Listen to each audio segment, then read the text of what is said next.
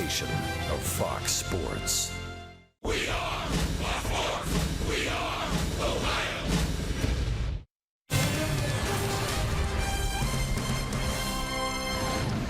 Yes, baseball is back after a break for All-Star festivities. The Reds get back to work by hosting the first-place team out of the East, the Washington Nationals. First of 4 from Great American Ballpark, and it's coming up on Fox Sports Ohio. And hi again, everyone, alongside Chris Welsh. I'm Jim Day. So glad you joined us for Reds baseball. Reds enter the second half. Maybe a little more optimism, Chris Welsh, because you look back at the first half. Obviously, the tough spot was starting pitching, but a little room for optimism when you look at the starting rotation last 2 times through. Well, consistency, that's really all Brian Price really wants out of this starting rotation, to have a pretty good idea what you're going to get when you send a starter out there. Last couple of times through the rotation, 10 games overall, they've been very consistent. 3.3 earned run average. They've covered some innings. They've got guys who can throw the ball over the plate out there. Of course, the emergence of a Homer Bailey back in the rotation. Feldman throw the ball well. And, of course, today's starter, Tim Alderman, is a guy that would like to keep it going as well. We'll talk about this coming up, but Scott Feldman, Homer Bailey will go in games 3 and 4 out of the break, wanting to give Feldman and Bailey a little extra time. So it'll be Adelman, Castillo, Bailey, Feldman, and then Sal Romano earned his 3rd major league start. So that's how the Reds will line them up. And the Reds found out firsthand back in June that this national team can flat out mash. They lead the National League in most statistical offensive categories. And in the middle of the lineup, they've got some stars of the game. Well, those are the guys that really get the damage done in the 3, 4, 5 spots. We're going to see a couple of them tonight, and Ryan Zimmerman and, of course, Bryce Harper. Harper, all-star game player, of course, so is Zimmerman. I mean, these guys can hit, but, you know, the Reds are right there with them as far as home runs. The Nationals have 125 home runs. The Reds have 125 home runs. So what does that mean? Well, you may not want to be on the mound in this series because you got some guys who can go yard. Daniel Murphy, he's not in the starting lineup tonight. We'll talk about that coming up. But, man, the Washington Nationals, can they throw out some starting pitching? And Gio Gonzalez is having a terrific first half of the season. Well, he really is. He's a guy that is even though his fastball is not what it used to be, still has a big curveball. He's getting a lot of wins on the board. The batting average against is way down. He's commanding it a lot better.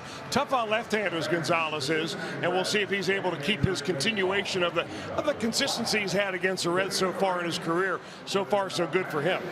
Time to get back at it. Reds baseball on Fox Sports Ohio. Further set up the storylines heading into the second half. Jeff Piccolo up next with more of that on your home for Reds baseball. Fox Sports Ohio.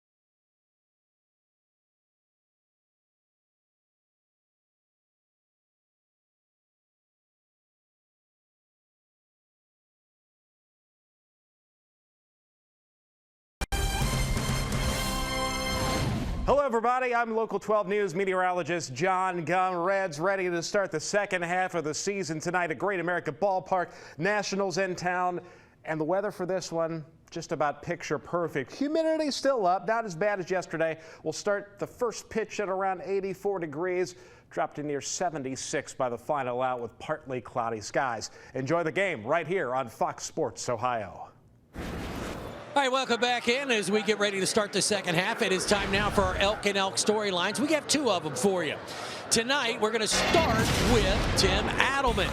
Adelman has had some problems here in his last 4 starts. He was very good early. He's averaged 5 innings pitched in each of those starts, but giving up 7 home runs and a .630 earned run average. Brian Price said it has to do with the secondary pitches. That's what's giving him trouble. He's got to get those out of the zone. Secondarily, let's look at the Nats, and their bullpen is absolutely atrocious. How about the worst in all of baseball? A 5.16 ERA. They are looking for trade partners for their bullpen as we speak. Dusty Baker has no answers. What they do hope is that Gio Gonzalez goes deep, and Gio Gonzalez has allowed 4 extra base hits to left-handed hitters all season long. So Joey Votto and Scott Schebler have their hands full tonight. The second half is underway when we come back.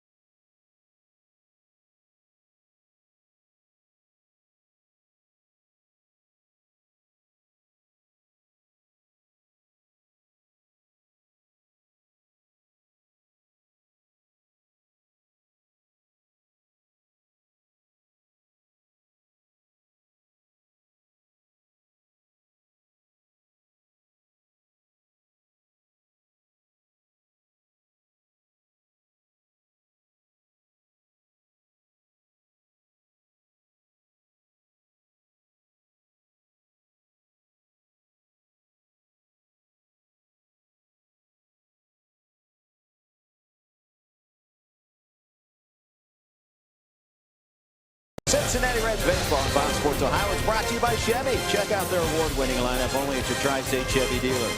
And by Skyline Chili. Feeling good, it's Skyline time. Sunny skies overhead. Tim Adelman will climb the hill to face the Washington Nationals. First of 4. Reds versus Nationals here at Great American Ballpark. Told you these Nationals can hit, and here's how Dusty Baker will line them up tonight. You're looking at Brian Goodwin. He will lead off, the left-handed hitting center fielder for the Nationals. Wilmer Defoe in the 2-hole. Bryce Harper, you know all about him, batting third. Ryan Zimmerman, the all-star as well, at first base. Stephen Drew, Anthony Rendon, Matt Wieters behind the plate. Former Red Chris Heisey getting the start tonight in left field, and Gio Gonzalez, the lefty, on the hill. Home runs have been a bugaboo for Tim Adelman, and he will look to keep these Nationals in the ballpark tonight. That's a pretty tall order, really, because the Nationals have guys that can swing the bat and hit the fences and over the fences. Each of the last 4 games that Adelman has pitched, he has pitched exactly 5 innings each. He's given up over that period of time, though, 15 runs. So you got to figure that Adelman has a little bit extra motivation tonight. He realizes what the big picture here is with the starting pitching, and in order to keep his job, he's got to turn it up a notch or two. First pitch on the way, and it's a called strike, says home plate umpire Will Little, and this game is underway. Time temperature 87 degrees here in Cincinnati as you look at Goodwin's numbers this season. Line drive, and just like that, the Nationals kick off their second half with a double. You may have caught exactly what Jeff Piccolo said when he quoted Brian Price about Adelman. You got to make sure your secondary pitches are out of the zone. Well, that's a changeup right there. Changeups that come in about belt high normally get the center part of the bat and get hit hard, as this one does down the right field line. And that'll bring to the plate Wilmer Defoe. Nationals still without Trey Turner at shortstop, and they're hoping he returns in 5 to 6 weeks. Defoe's been getting some playing time at shortstop along with Stephen Drew, who's at second base tonight. So it's kind of been mix and match with Dusty Baker at shortstop with Turner out, and that has been a big loss as Defoe looks at ball one. These Nationals come in with a 52-36 record, 9.5 game lead in the East over Atlanta, who is 3 games under 500, so they easily have the largest lead amongst division leaders in Major League Baseball. They've got terrific starting pitching. We've talked about their offense. The big question, bullpen. Will they go out and seek bullpen help? Because right now, unless a monumental collapse, they're going to win the East. Well, they've got the second biggest lead in all of baseball. Only the Houston Astros have more cushion than does Dusty Baker and his Washington Nationals. But if you're going to need a spot on your team to try to fix, the easiest place to address is the bullpen. There are more bullpen trades done at the end of this trading deadline normally than most any other types of trades. Swinging a ground ball right at Votto. This will advance the runner. The first out in the inning. Here's your 4 defensive lineup for the Reds. Around the outfield, Duvall, Hamilton, and Schebler. Suarez, Cozart, Peraza, Votto in the infield. Hanging the signs for Tim Adelman, Tucker, Barnhart. And now Bryce Harper, the National League All-Star. Truly one of the great stars in the game. And he is returning to form of his 2015 MVP season. You look at the numbers, 325, third best in the National League. 20 home runs, 65 runs driven in, and a .431 on base percentage.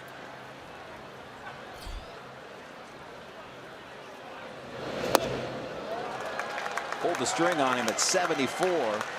And Adelman gets ahead. You know, normally what a starting pitcher likes to do is work through the first time through the lineup with really nothing but your fastball, maybe one other pitch, but you throw that strategy right out the window here. You do anything you have to do to get Harper out. 0-1, grounded foul, so Adelman ahead 0-2. He played every game, Harper did, that the Reds played against him in Washington. He had a good batting average. He did get 5 hits and 12 ABs, but it was kind of a quiet 5 hits. He only picked up 1 RBI in the entire series. So good batting average, but no damage. Reds would like to keep it that way. Reds lost 2 out of 3 to the Nationals back in June. And the Nationals put on an offensive show in that series. It included an 18-3 shellacking. And the Nationals actually, as a team, hit for 360 over that 3-game stretch, highest versus any team in any series this season.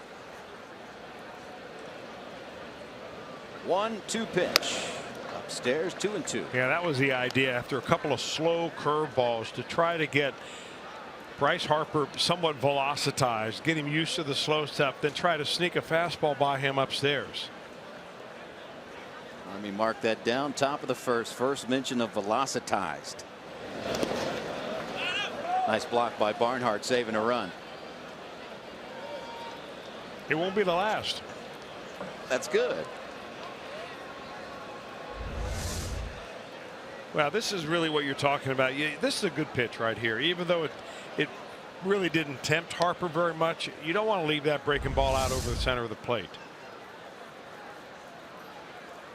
Throw your best pitch, keep it down. 3-2. Misses, and Harper's on at first base. First and third, one out.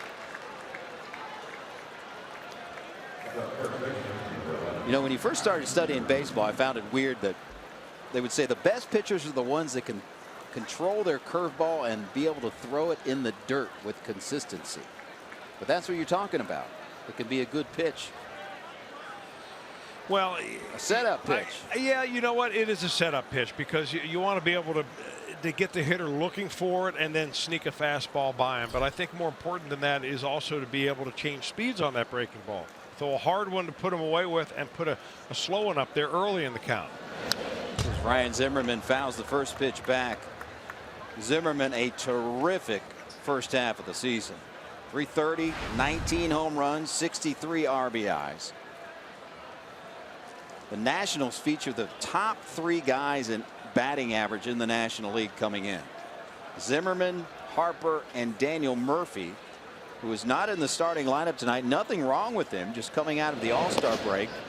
Talking to the Nationals people, they expect Zimmerman to get an off day during this series, as well as Harper an off day in this series. Tonight just happens to be Daniel Murphy's turn, coming out of the All-Star break. For Dusty Baker, and there are those averages right there. What a trifecta that is. You've got 3 guys at the top of the league in batting average. Mercy.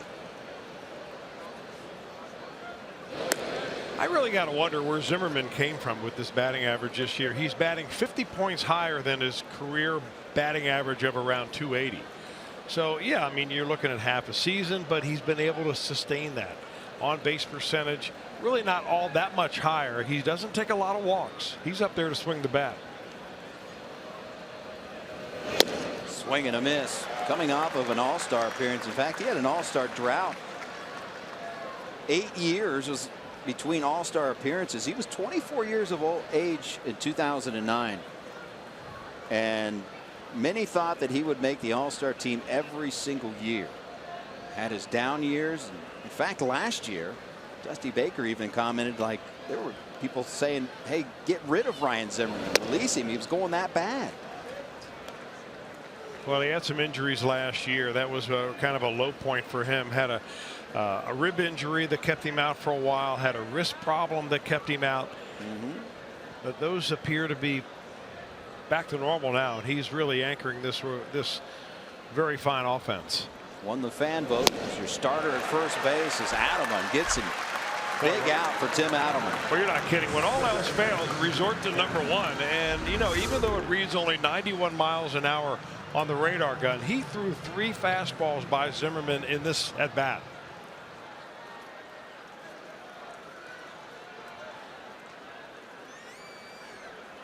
So 1 more out to go. And Stephen Drew, the left-hander, will step in. 284 hitter is Drew. As we mentioned, get some time at shortstop. Play all over the field for Dusty Baker. And the Nationals are a team, even though 52-36, they dealt with their injuries.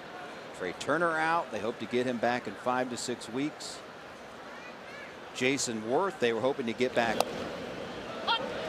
not far after this All-Star break, but now the word we get today is he will most likely not return on this road trip, which will also take them out west to visit the Angels and Arizona. He fouled a ball off the top of his foot in early June, has been out ever since. Michael Taylor's on the DL with an oblique strain.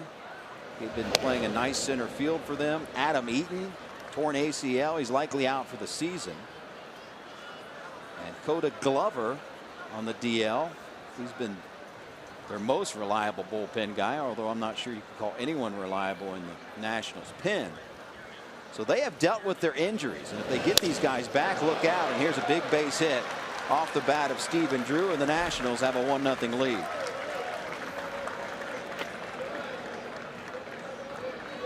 got a fastball out over the plate. Drew's always been able to hit a fastball now. 34 years old, just kind of takes that pitch and just takes it right back through the middle. Doesn't try to overpower it the way Zimmerman did. And he picks up a nice 2-out run batted in. Now runners on first and second, still 2 outs. And Adelman will tangle with Anthony Rendon, riding a 7-game hitting streak. And the Nationals, with their star power, and had starters Murphy, Zimmerman, Harper in the All-Star game. Max Scherzer, who the Reds will see tomorrow, was the starting pitcher in the All-Star game. And there were many even scratching their head how Anthony Rendon was not an All-Star. His numbers All-Star worthy: 304, 16 home runs, 54 RBIs.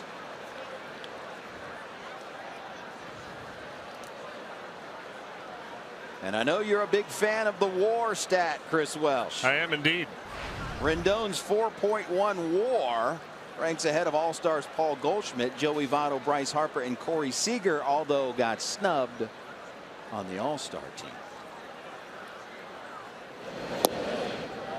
You know, maybe what they ought to do in the future, Jim Day, and you made me think of a pretty good point here. Maybe you should have a fan vote-in team versus the all-WAR team. You know what? Who could head that up? One of the Brennemans. I think perfect. Perfect. We'll get them on that. We voting for Marty or Tom here? Maybe they could be co-presidents. Here's another hard hit ball into center field. They're going to wave around the runner from third. The throw goes into third base.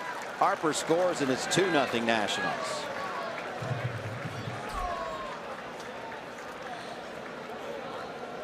You know, the effective strike zone for Tim Adelman, without a lot of action on his fastball, that's a 2-seamer right there, and it just doesn't have a lot of action. Doesn't sink a lot, doesn't run a lot. I mean, that's just the way he pitches and the way he releases the baseball. But so your strike zone is very small. It has nothing to do with just staying the ball down. You've got to not only stay down but stay on the corners, both inside and outside. Anything knee high over the center of the plate is going to get the sweet part of the bat.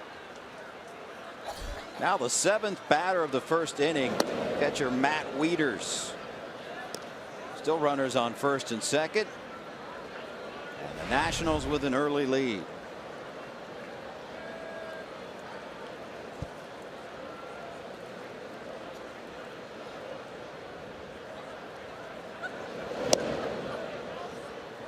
No secret these Nationals can put up runs. They've scored 10 or more runs 15 times this year. 15 times with 10 or more runs in a game. Adelman hoping to keep it at 2 right here.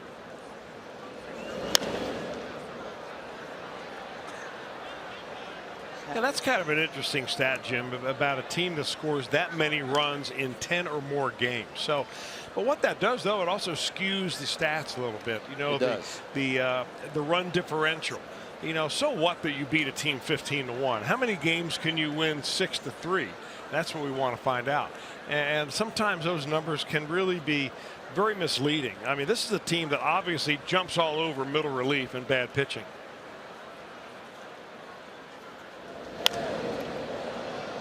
Popped up. Suarez drifts into foul territory, gloves it, but not before the Nationals put a 2 spot on the board. Reds coming up.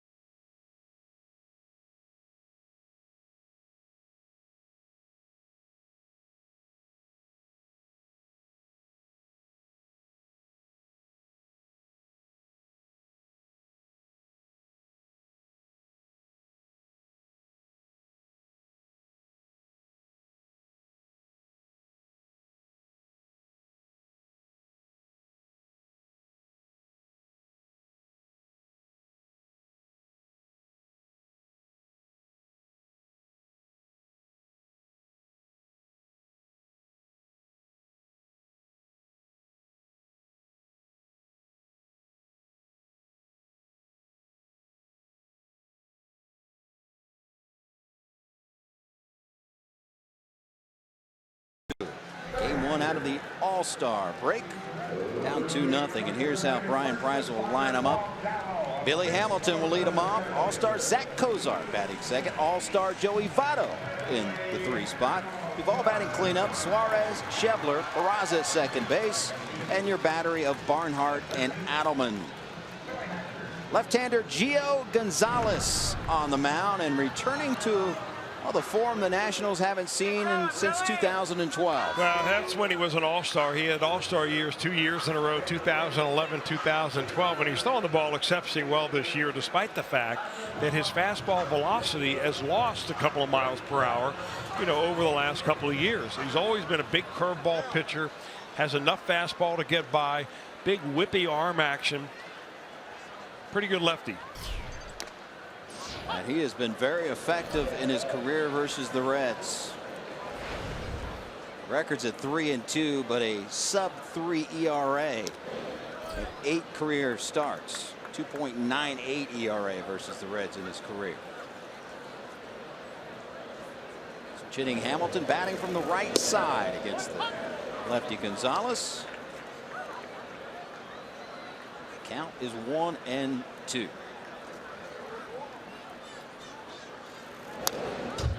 Billy comes in still leading the league in stolen bases with 38 thefts. 242 hitter, 2 home runs, 23 RBIs. 2 for 9 in his career against Gonzalez. Here's a slow roller. And Doan's going to have to hurry. Safe.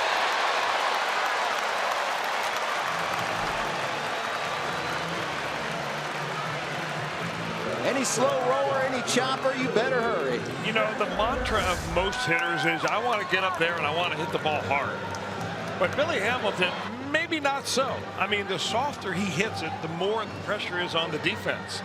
And as soon as Rendon decides to wait back, and he almost had no other choice but to do so, on that high hop to come down, Billy Hamilton is going to beat that out. They're going to review it inside the clubhouse there for the Nationals, but I don't think they're going to ask for an official review on this one. Former Reds bench coach Chris Spire back up on the top step. He's the one on the phone. As you also look at pitching coach Mike Maddox in the shot. And now Zach Cozart. Hamilton on first base, and hope you heard Zach talking our pregame show about his All-Star game experience. We'll have more on that coming up. But needless to say, said it was the experience of a lifetime.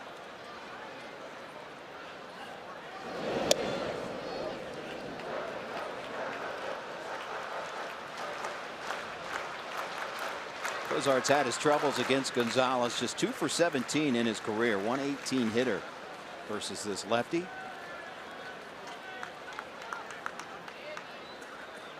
He's trying to cut into a 2-0 deficit. Could throw over, and Zimmerman has to work to keep it in front of him. Well, you're going to see a lot of throwovers when Billy Hamilton is on base. The league has figured it out, and this year they have thrown over now 119 times. That is the most in the major leagues, and trying to keep Billy from being Billy. Billy 38 steals against 5 caught. Bluffs. Cozart takes one outside. Ideally for Hamilton, you pick a pitch that Gonzalez takes something off the ball. He throws a lot of slow curveballs, as you can see. That pitch is in the mid-70s range as far as miles per hour. And it puts a lot more pressure. He falls on this one right here. Doesn't get his foot down where he wants to, but he's still able to spin it up and nearly catches the outside corner. But you're looking for a curveball count if you're going to be a runner. And that's what Hamilton's waiting for right here. Maybe not so on a 2-0 count. Hitters count for Cozart, though. He blisters 1 to third, and around the horn they go for a 5-4-3 double play. Hit it hard, but an atom ball.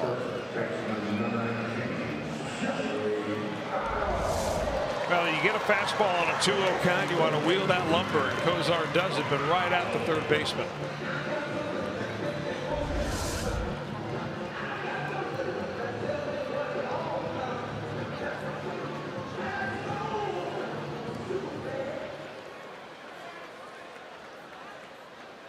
And now Joey Votto with 2 outs and nobody aboard. Fooled him on the first pitch. Our IGS bringing the energy. Post All-Star last 2 years. Check out Votto. First in all of those categories. 386 average post All-Star last 2 years. On base percentage, slugging percentage, runs, all first in all of baseball. So you look at his first half, 315, 26 home runs, which is a career high for Joey going into the break, and a team leading 68 RBIs. If he just keeps pace or somewhat pace of what he did over the post All-Star time the last 2 years, look out.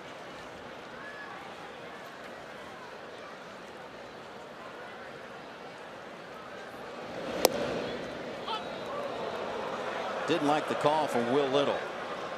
Was on his way to first base.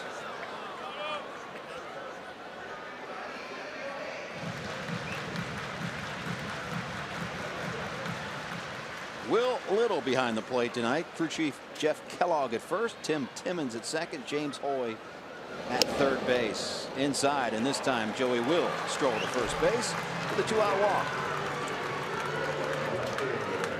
Here's your 4 defensive lineup for the Nationals. Chris Heisey making his return to Cincinnati out in left field. Brian Goodwin in center. Bryce Harper in right. Rendon, Defoe, Drew, Zimmerman around the infield. And Matt Wieters hanging the signs for Gio Gonzalez. There's Chris Heisey, the former Red, who has just been able to hang on and make a major league career of it. Obviously his former skipper here with the Reds, Dusty Baker, now in the Nationals dugout. It's one of his favorites. And the numbers don't suggest that Heisey is having success, particularly this year, but he's been able to hang on. Well, he's a role player, Heisey is. I mean, he's squeezed now out of his major league career. He's now 31. You know, 6 full seasons of service time as a major leaguer. They get you a nice pension. And you can play a lot of different organizations. You meet a lot of people. They find out what a quality person he is. And he really fits a very defined role here for the Nationals.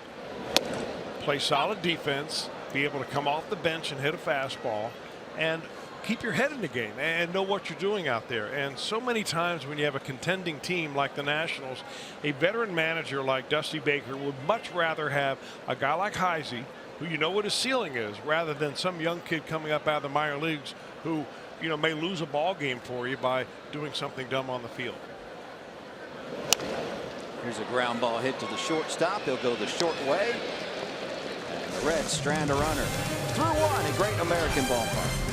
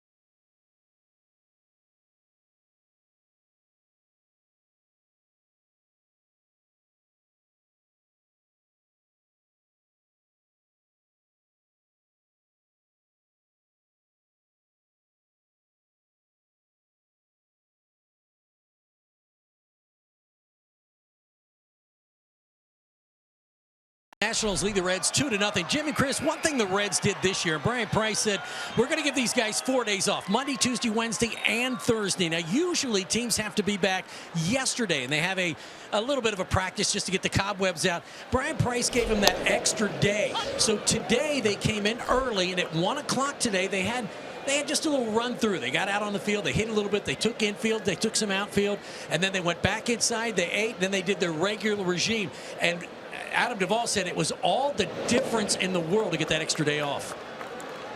Well, Chris Walsh was wondering yesterday. He showed up to practice as telestrator here on Thursday because he's a team guy, and no one was here. Yeah, nothing but the rain, and plenty of it. Doggone it. But you know, that is a pretty good idea. Well, you know, nowadays, I think managers are more and more likely to try to give guys an extra day. So many of these players, depending on where the team ends at the first half, are going to head home. Some of them may go all the way down to the Dominican Republic. Others will go to California. So you've got sometimes when you're traveling from west to east and you're going from, say, California back to Ohio, it takes you all day to get home. And, you know, by the time you get there and come back, I mean, you're spending half the All-Star break in an airplane. That extra day does mean a lot. Oh, the time flies by on the break. Here's Heisey, a bouncer just fouled. And next year, you'll see with the new collective bargaining agreement, there's going to be extra days built in to the season just to give them more off time, because the off days are just precious. I mean, the schedule is a grind. There is no way around it.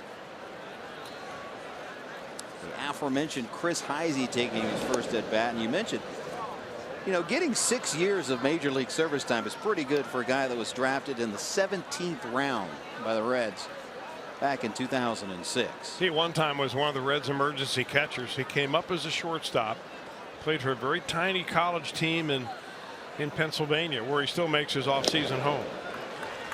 Swing and a miss, and he goes down on strikes here. Strikeout number 2 for Adelman. Pick, you got more? Yeah, you know, Jim, you see what hockey did this last 2 years now. They're giving each team a whole week off. And in the NFL, you have a bye week now. That never happened before. And back to Chris's point, you know, you're playing 162 games in 180 days. So to bring those little breaks in there, you mentioned it, it means the world to these guys to get a day off. Well, it meant so much that they worked it in to the new CBA as Gio Gonzalez skies one that Suarez gloves, route number 2. So much so they're going to start the season earlier. What, are we starting on a Thursday next year or a Friday next year, I believe? A little bit earlier to build in 4 or 5 extra off days throughout the season, and even 1 off day extra per month is huge. Doesn't sound like much, but if you've ever been through the grind of a major league season, it's very meaningful. Now with 2 outs, Brian Goodwin will take his second AB. Looks at a strike.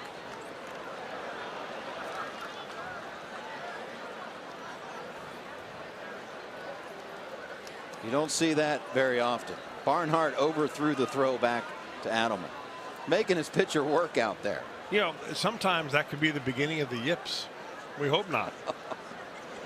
You ever have a catcher like overthrow you on purpose? No, but they're like on a little purpose. Angry at you? Actually, yes, because I used to have one back in college. He used to short hop me and hit me in the shins all the time. And he threw harder than I did. That was the problem. Oh, yeah.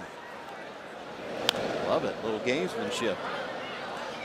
You know what I'm seeing out of Adelman right here in the first couple of innings is that his sinking fastball is rather flat. It just doesn't have a lot of downward movement. But his four-seam fastball that he throws upper in the zone is pretty effective. He struck out Zimmerman on that pitch. He struck out Heisey on that pitch. That's the fastball that you ought to follow up with here tonight, and then mix in that curveball. 2 strikeouts in the inning and a 1-2-3 inning. 2-0 Astros.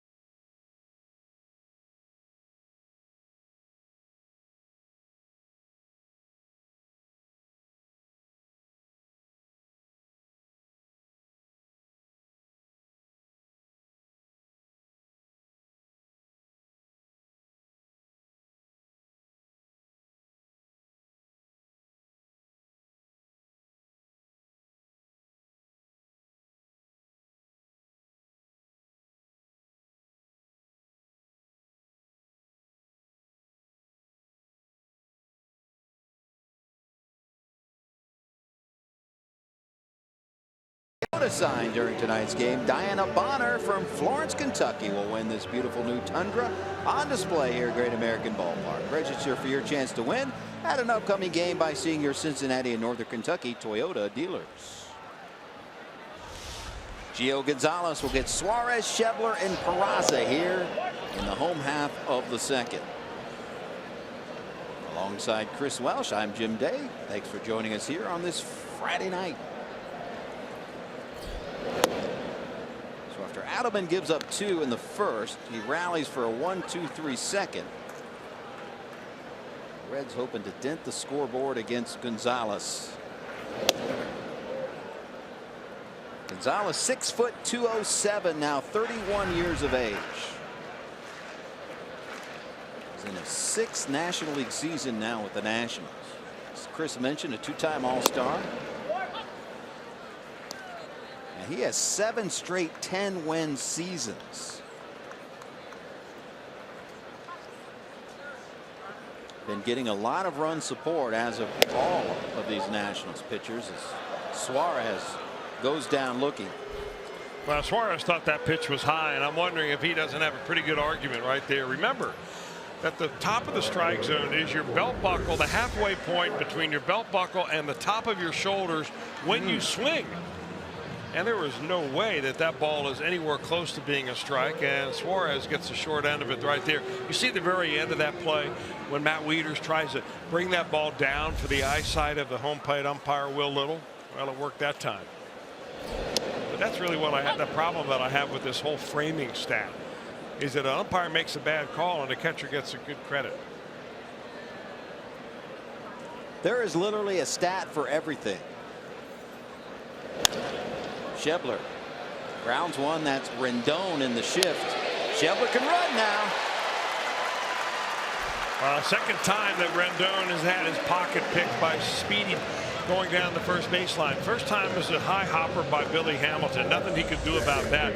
This time I can't say nonchalance it, but you have to know who's running, and he took one extra step right there in making that 360 to be able to throw.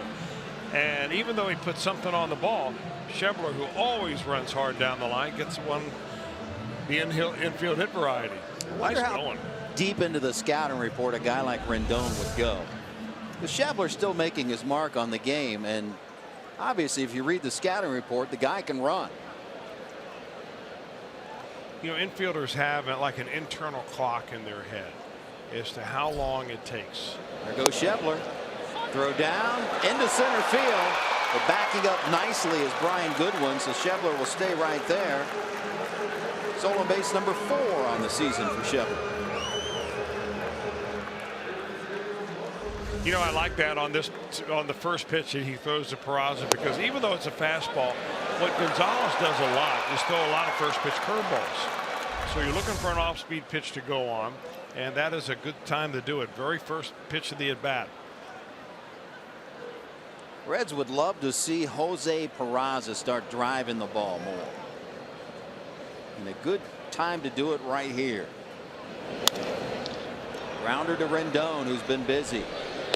Schebler stays put, 2 outs.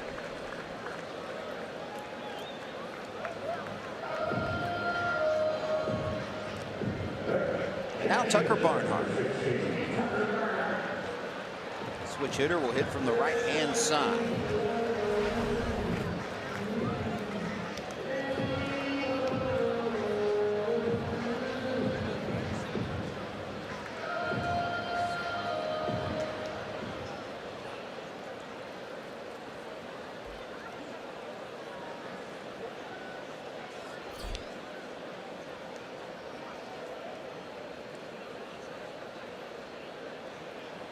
Of Brownsburg, Indiana. It's the first pitch way outside.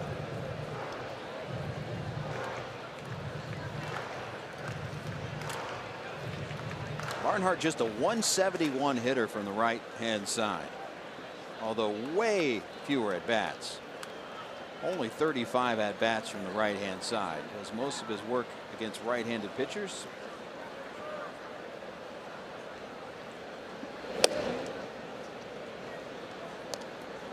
This is where it can be a tough spot to hit in the number 8 spot. You got a runner in scoring position. The pitcher really doesn't want to give you one right down the middle here because you've got the pitcher in the on deck circle.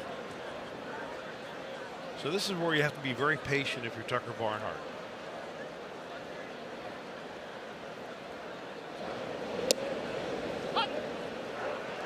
He's going to nip away at the corners and nip away at the corners. And if he happens to miss and walk you, no real big deal because you've got the pitcher coming up.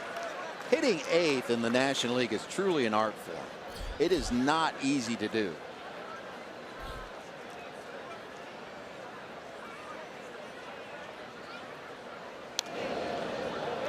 You certainly want a so-called team guy batting 8th because he needs to be patient up there. Someone looking for stats is up there hacking. Well, you're right, but you also need to know when to go outside the zone a little bit because you know that your chances, even if you're hitting in the 180s, like you said that he is from the right side, you're still a better hitter than the guy coming up behind you, more than likely. So if the pitch is just off the plate and you've got a chance to drive a run in, maybe that's the one you need to go chase.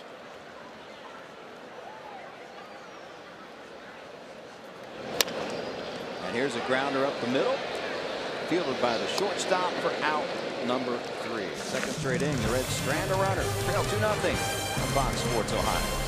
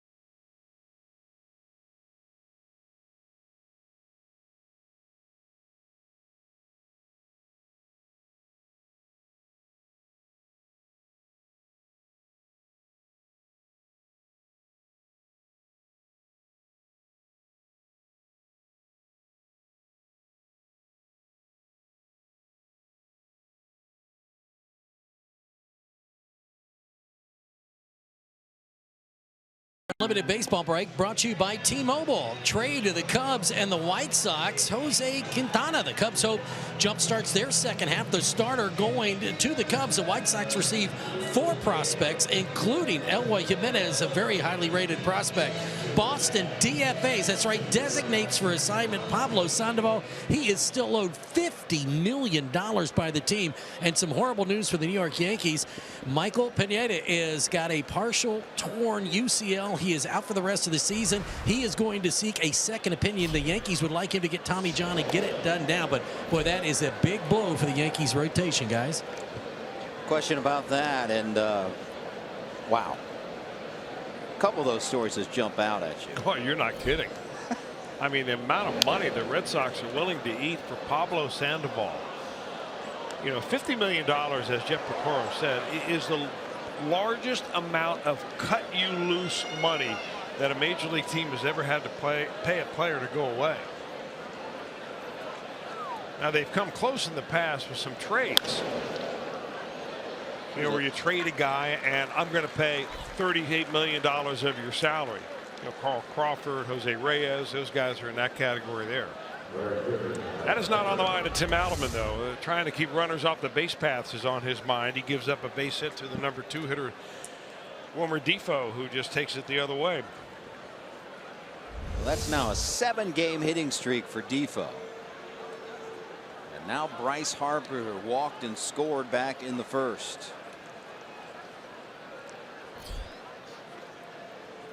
Well, Harper has seen all of Adelman's pitches, so he's a little more locked in, I would think, this time than the first time.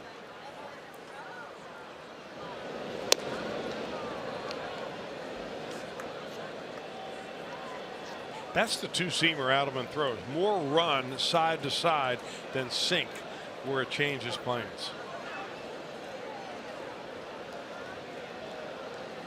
Harper leads the National League in on-base percentage, second in OPS, third in average, third in runs scored, fourth in slugging percentage. I mean, you could just go down the list. Tied for sixth in RBIs, tied for eighth in home runs.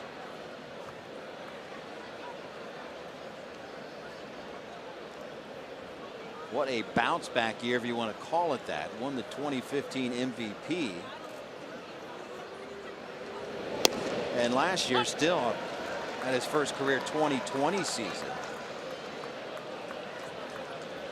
So yes, the numbers were down from 2015, but still a 2020 season. Well, it's really interesting about Harper. 24 years old, will be a free agent after next season. And there's already talk about teams lining up.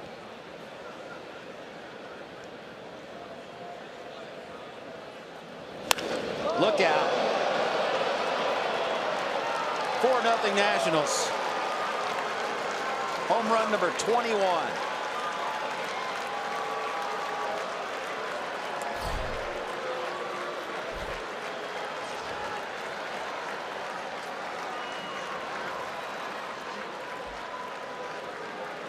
It seems like every time Adelman misses to Harper, he's missing away, and they're trying to figure it out away, and you make a mistake out over the center of the plate, and Harper has seen every pitch you've got.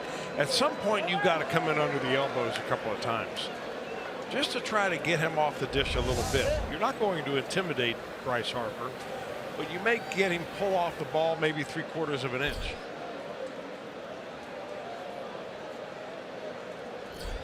Well, this middle of the lineup for the Nationals is outstanding as he gets Zimmerman to sky one into center field for out number one. And we're talking about a lineup that doesn't have Daniel Murphy in the starting lineup tonight. Well, each of the All-Stars that the Washington Nationals have are going to get a day off during the series. So tonight Murphy gets the breather. Maybe Harper gets one tomorrow, and Zimmerman gets one on Sunday. But at this point in the year, I mean, Dusty Baker wants to keep the train moving down the track with some momentum, but at the same time he realizes that he's got a huge lead, not likely to cough it up. Their team's only going to get better when Mike Rizzo makes some deals for some relievers. And in the meantime, I got to keep my guys strong. I got to let my extra guys play a little bit. And this is the advantage that he has that so many other managers who are in tighter races don't have that opportunity to do so. Johnny B. Dusty Baker, now 68 years of age. And even though his team has a 9.5 game lead in the East, 52-36 record, he's still without a contract next year. This is not the first time Dusty has faced this in his career. Well, remember, though, Dusty Baker was the second choice here in Washington. That job was originally offered to Bud Black, who's now the manager with the Colorado Rockies. And Bud Black turned down the offer, the amount of money. He said, no, that's not enough for me. So instead of renegotiating or upping the offer to Black, they said, okay, no problem. We'll move on to our next candidate, and that would be Dusty Baker.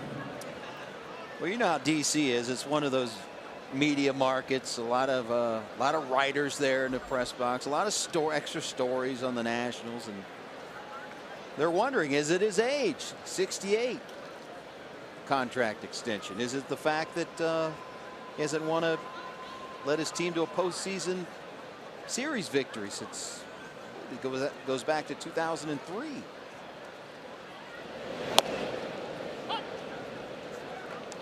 But he's been hanging in the balance before.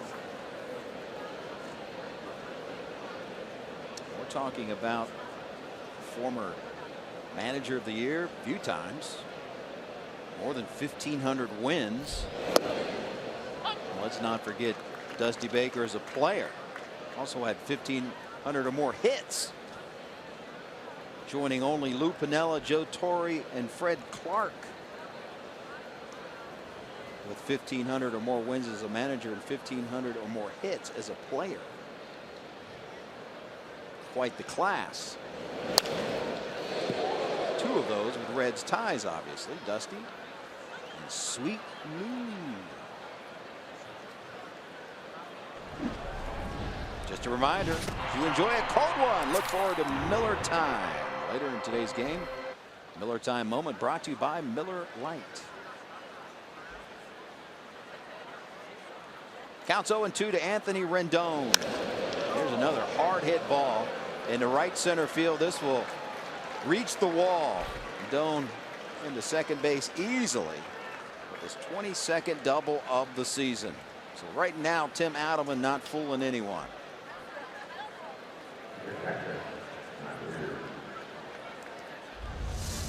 Rendon, his second hit and 2 at bats, and again he gets almost the same type of pitch. The last time he got a low fastball like that, he ripped it into left center field. This time right center field.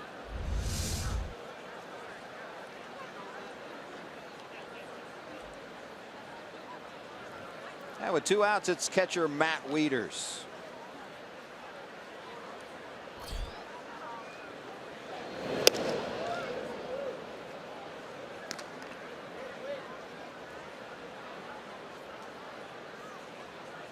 Wieters fouled out first time up. Season average sitting at .243.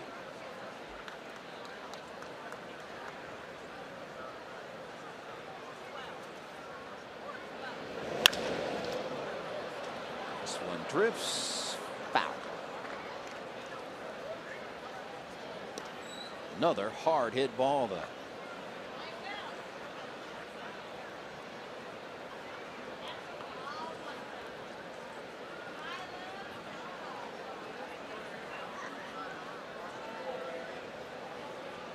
Fangraphs projects the Nationals as a 98.7% certainty to make the playoffs this season. Is that going out on a limb? 98.7% though. That's. I mean, you look at the National League East. Second place team is the Atlanta Braves. They're 3 games under 500. So it's one of those years. Which, like you said, he's going to have the luxury of getting his team ready for the playoffs. I mean, it's really the exact opposite of what you have here in the National League Central. Here you have all underperforming teams. You've got the World Series champions playing under 500, wondering what they're going to do. They're trying to pull trades to get things going. And you've got a team that was projected to be in last place and first place. I think everybody who watched the Nationals last year said, well, it's probably going to belong to the Nationals anyway in that division. They're spending a ton of money. They've got a payroll of $164 million. That's about $70 million more than what the Reds are spending. So money is not an object, I think, for Washington, and neither is giving up some prospects in exchange for the right relief pitcher. They will certainly be looking for a trade partner. There's been, if you believe rumors as they are, that they've even expressed interest in Raisel Iglesias. Oh, they've got a ton of interest in Iglesias, and they're willing to unload the farm system to get him. That's what they think, how much they think of him. Now, whether he's on the untouchable list by the Reds or not, I don't know. Well, if I'm the Reds, it's going to take a boatload to get that guy. Balk. That's interesting because you normally do not see a balk to second base. No argument by Adelman. Unless he started his delivery towards home first and then decided to go. Yeah, you can't do that. He picked his left leg up as if he was going to home right there. And then he put his foot down and then goes to second base. Second base umpire all over that. That is Tim Timmons. Would have been a beautiful move in ballet. However, not here. Or should I say a pirouette? Now you can lift your leg up if you're a right-handed pitcher, your left leg, and then spin inward towards second base. But you can't touch your foot on the ground first in the direction of home plate and then continue around the second base to throw. 2-2 pitch. Ground fat.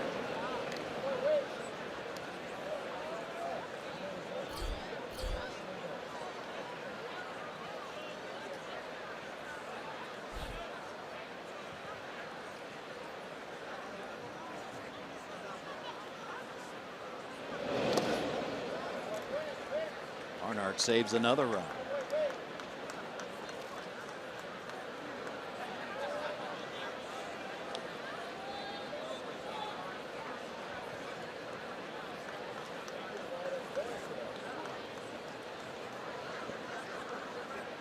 Tim Adelman set to deliver pitch number 25 of the inning. It's taken for a ball. Now it's first and third, 2 outs. Second walk given up by Adelman.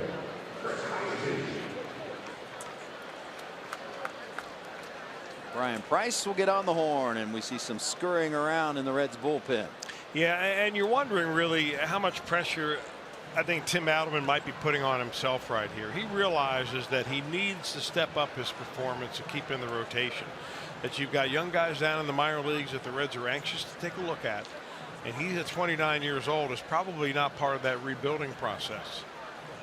So he was kind of a guy that you're going to put in the meantime. And if he continues to pitch well, no problem. But if he does not pitch well, then you're going to start looking at some of the other faces that we may have seen earlier in the year or that we have heard about before. Asher Wojciechowski, the righty, starts to loosen up in the Reds pen. Teddy Power with that power clipboard. Now Chris Heisey with the second at bat of the game, struck out swinging his first time up.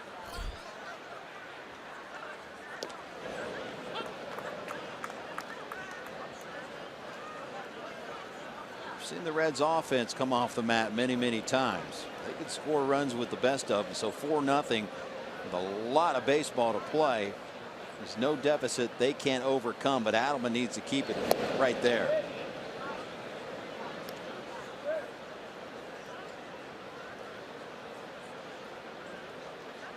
Talked about Heisey's numbers earlier. Just a 130 hitter right now. And obviously part-time work. And he spent some time in the minors as well.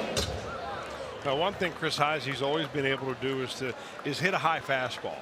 That was always his spot. You know, you throw that ball middle in, up around the letters, and he's always able to get that barrel on it. He struck out the first time on a high pitch.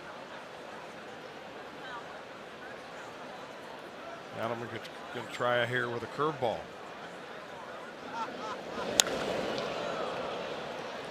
Hey, one thing the Nationals and Adelman together have done is pile up the pitches. This pitch coming up is the 70th pitch here in the third inning. I mean, that will wear you out.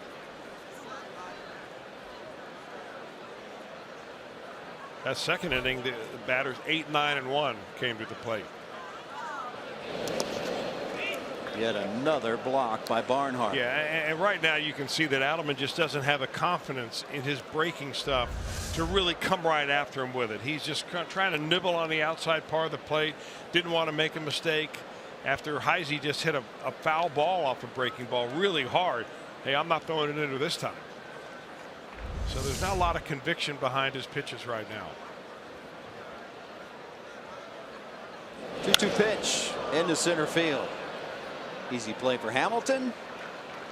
And Adelman gives up 2. 4-0 Nationals.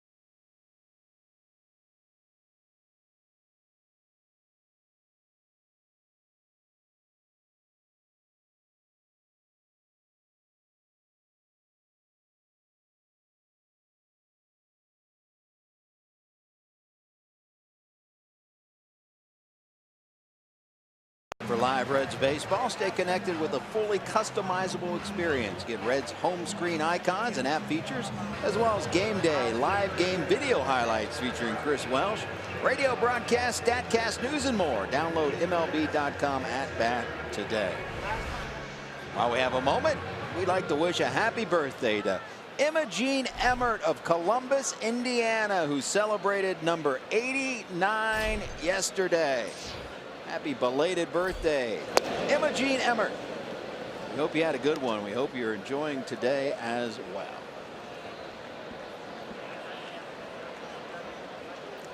Tim Adelman will take his at bat. He's down 4-0 here against Gio Gonzalez. And I'm not sure what has been more impressive.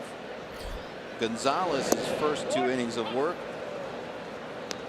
or the fast nature of which Chris Welsh just pounded a piece of pizza in the back of the booth. That was impressive. Well, only a couple of bites. Small little nibbles. You only have 90 seconds.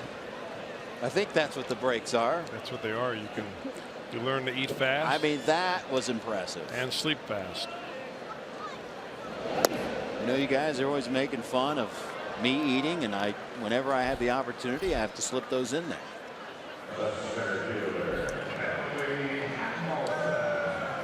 Now it's time for tonight's Quicken Loans Rocket Arms strikeout leaders in the American League. Chris Sale, the Red Sox, 178, not far behind in the National League, is Max Scherzer, the leading candidate for the Cy Young Award in the National League. Those were your 2 starters for the All-Star game on Tuesday night. And Max Scherzer teed up again tomorrow. Yeah, that'll be a really good matchup tomorrow. If you've got nothing to do, or even if you have something to do, put it on ice and come on out to the ballpark.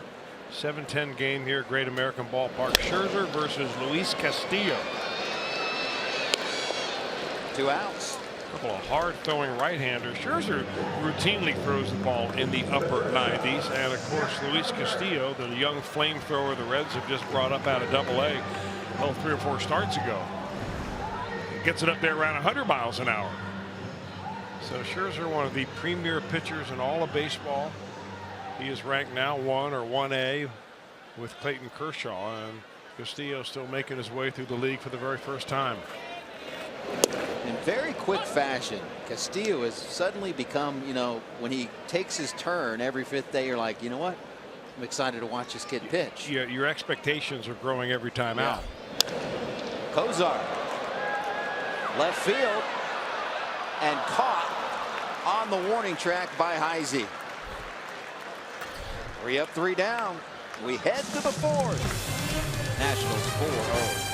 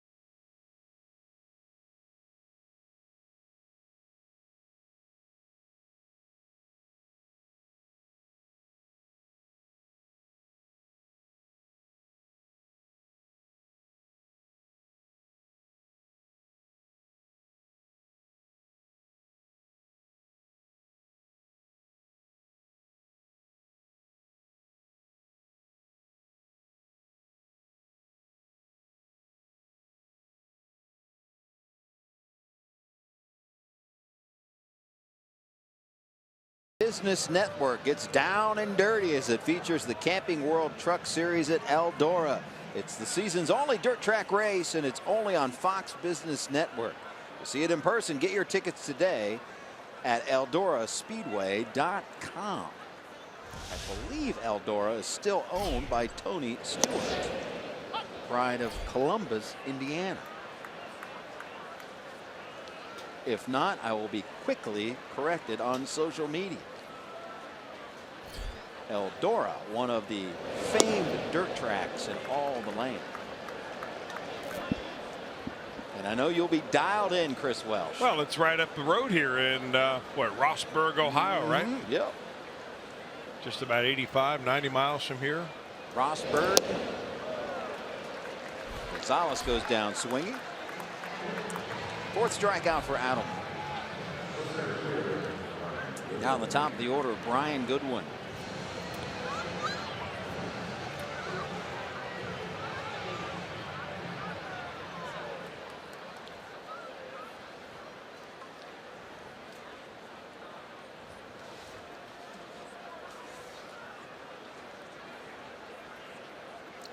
Goodwin 6 feet 200. Rocky Mount, North Carolina. 26 years of age and shoots one into right center field. Schebler on the run and makes a nice running catch. I'll tell you, Schebler has all of a sudden turned himself into quite a player. I mean, his batting will get better and better, but his defense has really markedly improved with confidence out there. He's beginning to learn the right field corner as the balls are hit down there, and he goes a long way to get this ball.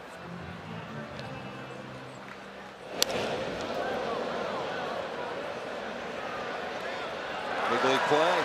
I'll tell you, between Schebler, who's got plus speed, and Billy Hamilton and Duvall in this outfield, there's not a lot of area where these balls can fall in.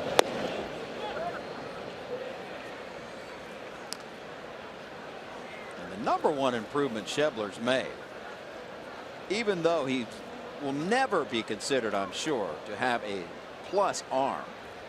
He had a below average arm for a long time and has worked really hard with Billy Hatcher. Now, really, it takes work. You're right. It's not going to be one of these things where all of a sudden you're going to be able to have the best arm on the team, but outfielders really only need to throw the ball about 150 feet. Just make sure you hit the cutoff man every time. His arm was so bad at one point, he told me his teammates joked with him that the catcher would say, he would throw it from the outfield to home and he'd say, "I'm sorry, I lost that one in the lights." There was so much arc on it. Boy, that is cruel. Is that not cruel? I lost the ball in the lights. But it's really all about the stride, he told me, Billy Hatcher did. Working on his stride, that he would not use his body enough. It was all arm. And has worked really hard. And again, I'm not sure will ever be a plus arm in the outfield, but serviceable. And when you can go get it as quickly as he does, it gives you extra time to not have a great arm, if that makes sense. 1-2-3 inning for Adelman.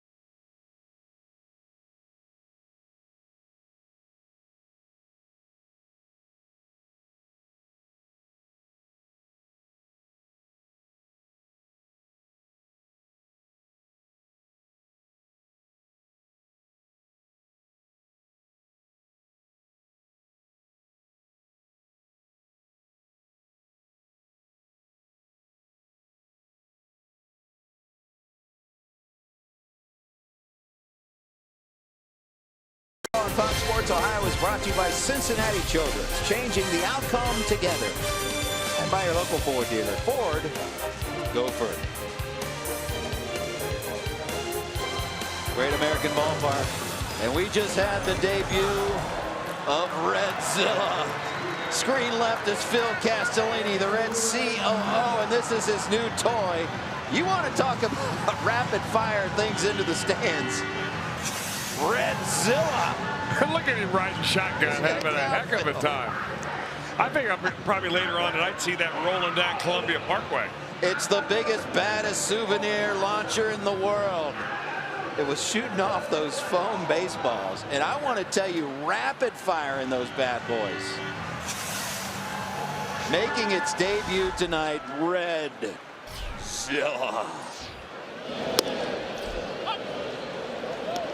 You know, give Phil an idea. He'll more than run with it. I love it. Hey, the things that this ownership group and the management group has done with this ballpark, and just the ideas they've had and fan-friendly. Say what you will about the product on the field right now, but as far as fan-friendly and coming up with interesting ideas, they just continue to do great work. Fun place to watch a game. And it was hard to tell from that camera shot. But we're talking about launching those bad boys into the upper deck, well into the upper deck in rapid fire fashion. Boom, boom, boom, boom, boom.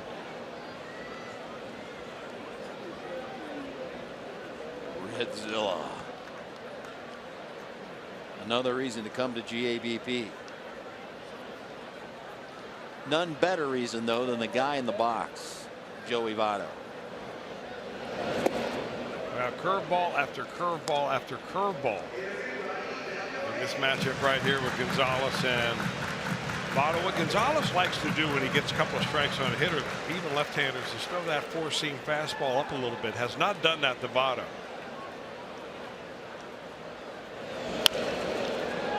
Until now.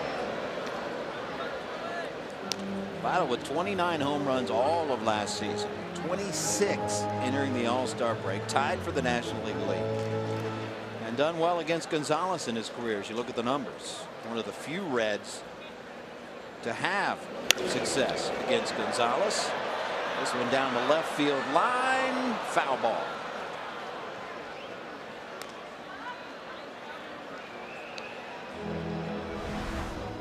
Highest career OPS post All-Star break all time. Now, I don't care what the list is. If you're on the list with Ted Williams, Lou Gehrig, Barry Bonds, Jimmy Fox, Hank Greenberg, you are flat out getting it done. Although I'm not sure Lou Gehrig and Ted Williams compared OPS.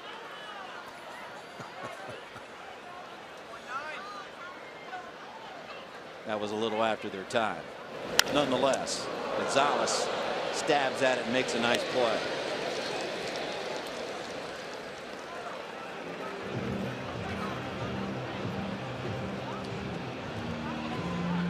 So with one out, Adam Duvall. You know, you're kind of surprised when Votto makes an out. You are. I mean, particularly a ground out in the infield. It just doesn't happen very often that he gets the ball on the ground. Number one, he makes it on base nearly one every other time he comes to the plate. I mean, he missed a double down the line by less than a foot probably, and it was a nice play by the pitcher to get him.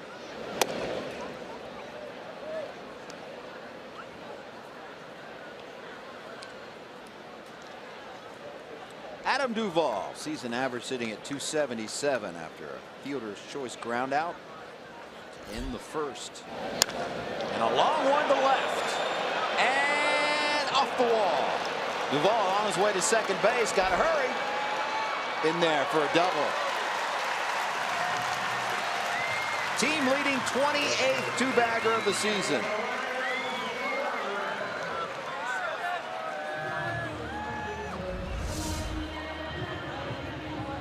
Well, he turns on a fastball. Duvall does. He's always been a good fastball hitter. The difference for him this year is that he's become such a good hitter on the breaking ball. And Gonzalez probably got that lower in the zone than he probably wanted to. Lucky he gets the same baseball back. He's played that left field before, made a nice play off the wall. Got it in quickly, but Duvall in there. Now tied for second in the National League with those 28 doubles. Look at Duvall. All-star last year. Everyone talked about his terrific first half.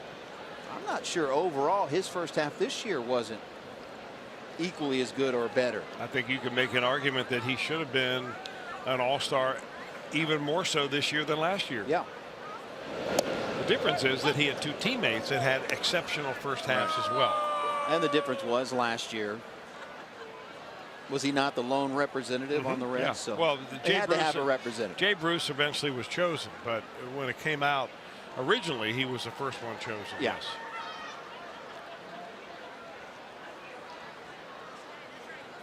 One count to Eugenio Suarez.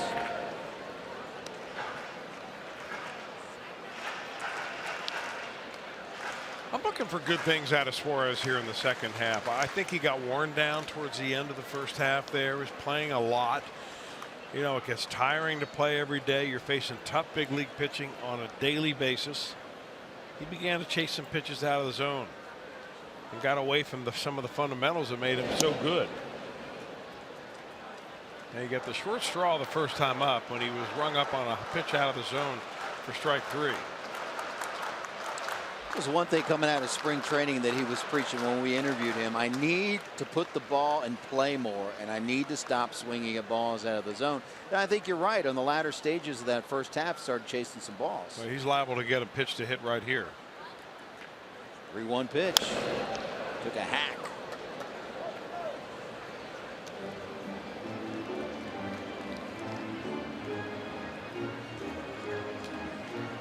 Just as pleasant a guy to be around on a daily basis, though, is Suarez. Terrific young man. Friendly, outgoing. I'm not sure I've ever seen him in a bad mood, to be honest with you. And he draws a walk here. So with one out, he's got something brewing. Scott Schebler step into the play. Looking for a fun date night on a Friday night? Don't miss Great American Date Night, presented by DateNightCincinnati.com. Enjoy this exclusive night out that includes Reds baseball, private batting practice viewing, upscale food, and more, plus a post-game fireworks show and a concert featuring Jim Kelch's favorite, Flo Rida. For tickets, visit Reds.com/date night.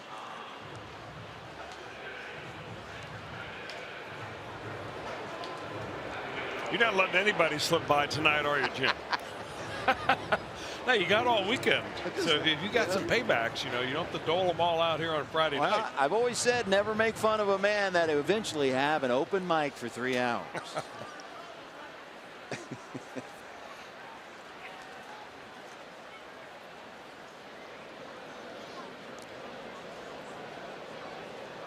All right, let's see if Schebler can do some damage here.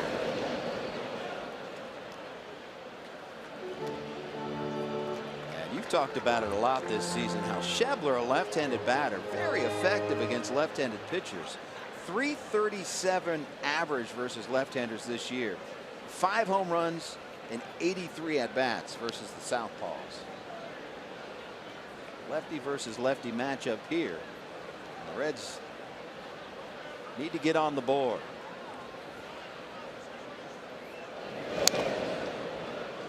Way out in front. Gonzalez ahead 0-2.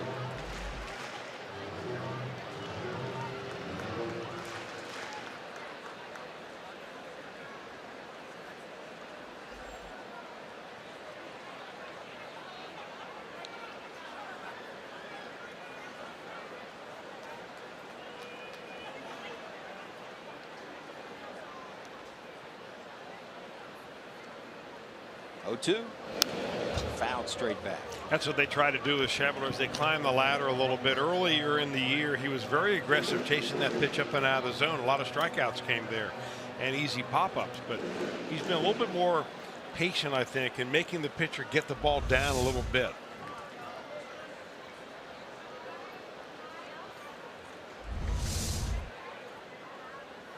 Do the 0-2 again.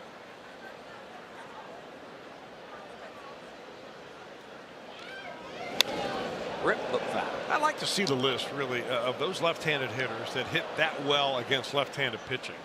You say the Schebler's in the 330s against that, and you know, we know Votto's a good hitter against left-handers. Normally lefty on lefty, the pitcher has a huge advantage, much more so than righty on righty does. Well, you don't have the term Roogie. You're right about that. Thank goodness. But you do have the term loogie because of left-handed specialists. If you have loogie and roogie, you're going to forget about roogie and think about loogie, right? That's true. And now that we've totally confused our audience, I'll tell them what loogie is. You tell them what roogie is. All right. Left only one guy is loogie, which means a pitcher, a left-handed pitcher, to come in to pitch only to one left-handed hitter. And Roogie is this guy that I grew up with who, no. Roogie would be right-handed, righty, only one guy only, but that doesn't really exist because there's not right-handed pitching specialists as Schebler chases one out of the zone.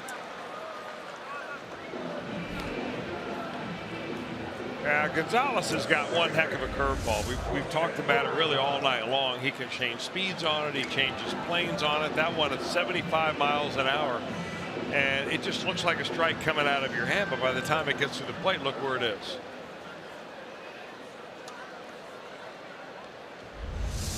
So a big out for Gonzalez, and now Jose Peraza with 2 on and 2 outs.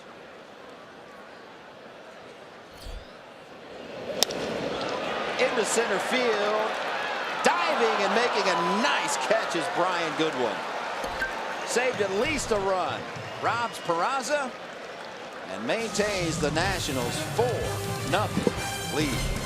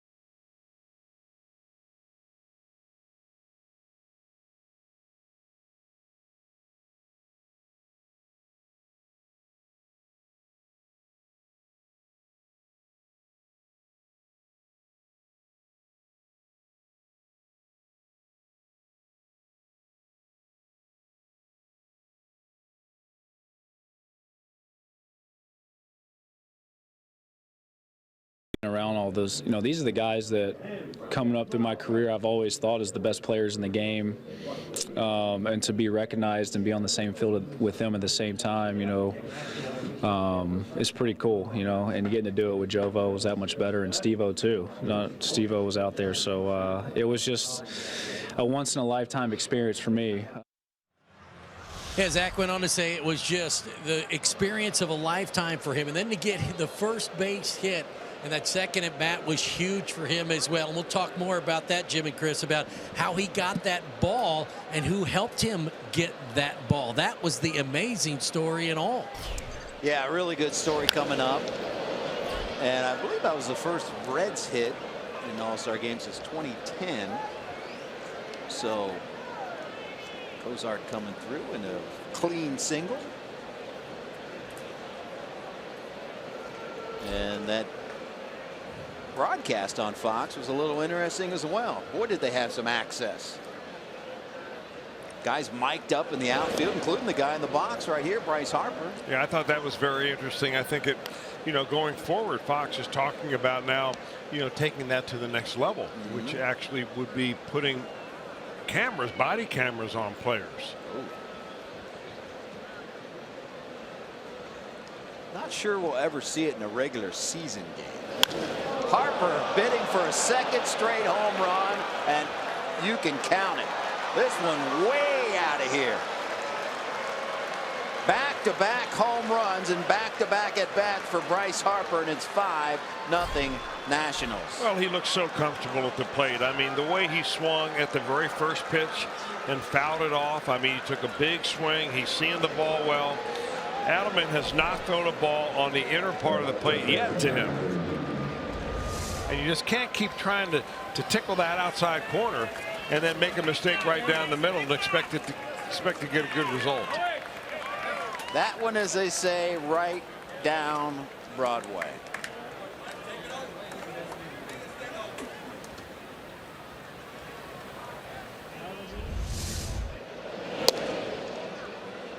That is 14th career multi-home run game for Bryce Harper.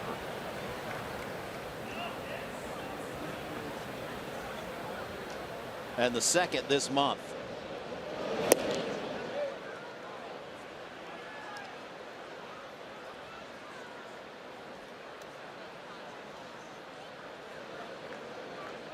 He also made a pretty nice catch Tuesday night in that All-Star game.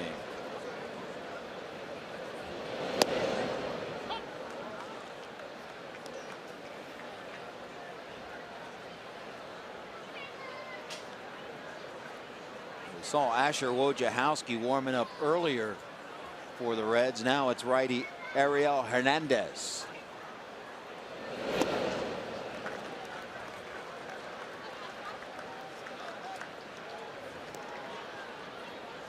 Well, as comfortable as Bryce Harper has looked, it has been that uncomfortable for Ryan Zimmerman. To strike out, and he's a blooping little fly ball to center field. He's got him ahead of the changeup and behind on the fastball. Here comes the change.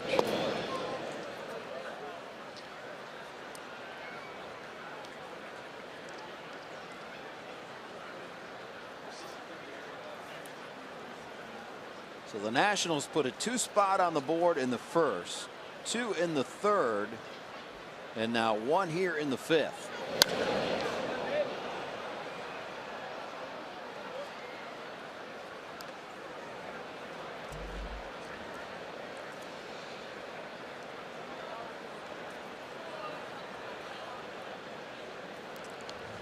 That All-Star game, you also saw Alex Rodriguez, who's now a broadcaster for Fox, mid-inning, I shouldn't say mid-inning, but between innings, walk around the infield, interview guys, including Zach Cozart. He just strolled around and talked to guys. Obviously, it's an exhibition game. Sure you'll ever see that in a regular season game, certainly not a playoff. Zimmerman draws a walk, and the leash getting shorter and shorter for Tim Adelman. In fact, Brian Price is going to check how close Hernandez is.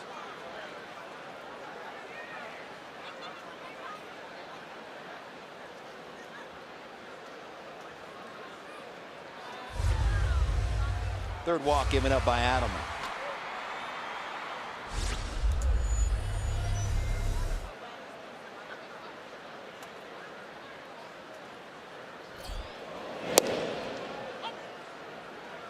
Stephen Drew singled, RBI single in the first, and flied out to left in the third.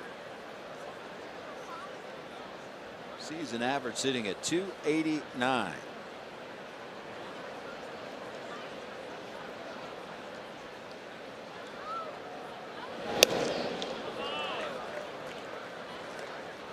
Nationals team has obviously put together a terrific lineup, but they also got guys like Stephen Drew,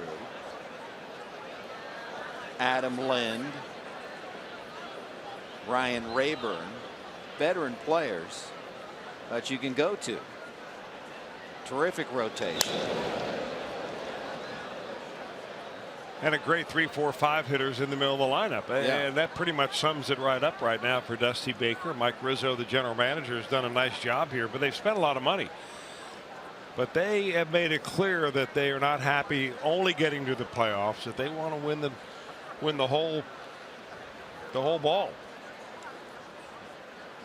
Unless a monumental collapse, it'll be their 4th division title in the last 6 years.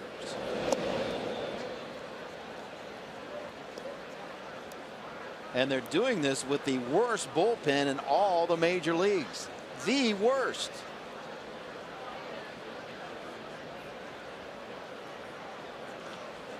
The Nationals as a team have 20 saves. Iglesias has 16 on his own. Now, a lot of that's the byproduct of a great offense and not having a lot of save situations. They're winning ball games by a lot of runs. However, they've been searching for answers in that bullpen. And if they ever do put it together with the bullpen, particularly a lockdown closer, they're the type of team that can shut down a Dodgers offense, can shut down a Cubs offense, Brewers offense, and score enough runs to go deep. If I'm the Washington Nationals, I would trade away the farm to get a bullpen, because this is a year they could truly win it all.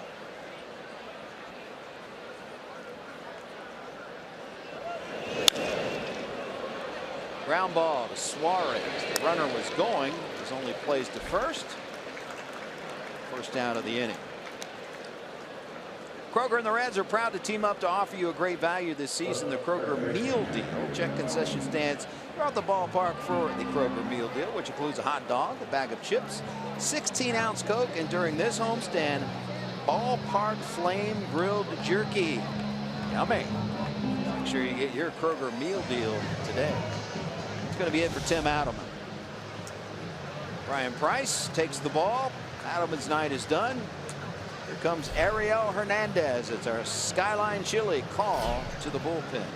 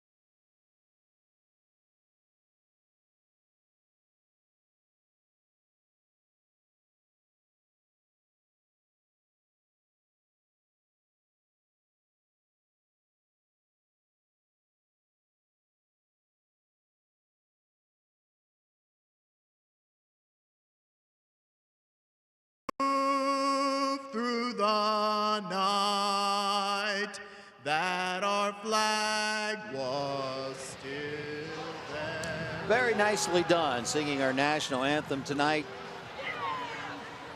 Patrick Henry Hughes, a musician from Louisville, Kentucky. It's part of Baseball for All Night here at GABP in partnership with LAD Living Arrangements for the Developmentally Disabled. And there's our old friend Teddy Kramer. He was being honored for the local Dancing with the Stars victory, and Dusty Baker, big fan of his, and big hug before the game, a very touching moment. Teddy delivered tonight's official game ball, the former bat boy at times for the Reds. Coming up in the 6th inning, Kyle Weisker, a Wright State University undergrad, will handle the public address duties in the ballpark. And high school student from Mason High School, Matthew Leffler, is an honorary member of the Reds Rally Pack tonight. Baseball for all night here at Great American Ballpark, and a huge success. All right, Chris Welsh, new pitcher on the hill is flame-throwing Ariel Hernandez. Yeah, a 25-year-old that the Reds brought up from Double-A. The first time they made a move this year to bring up a pitcher from Double-A was Hernandez, and then the next one, of course, was Luis Castillo. Castillo the starter, Hernandez out of the bullpen. He has been excellent in his 7 games up here.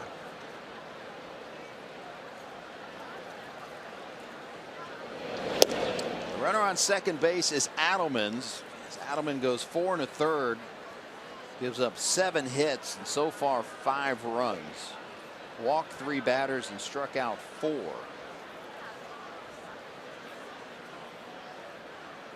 Got that pitch count up there, 98 pitches over just 4 1/3, not what you're looking for.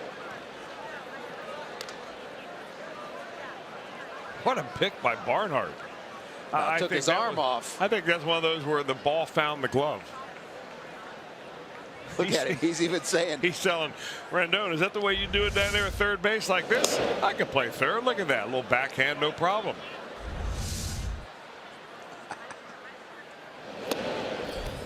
And Hernandez, this has been the problem with Ariel Hernandez. At Double-A and here. The guy has obviously 100-mile-per-hour stuff. He's got a terrific breaking ball, but it's fine commanding the strike zone, which has been the problem. If he could ever figure this out, look out.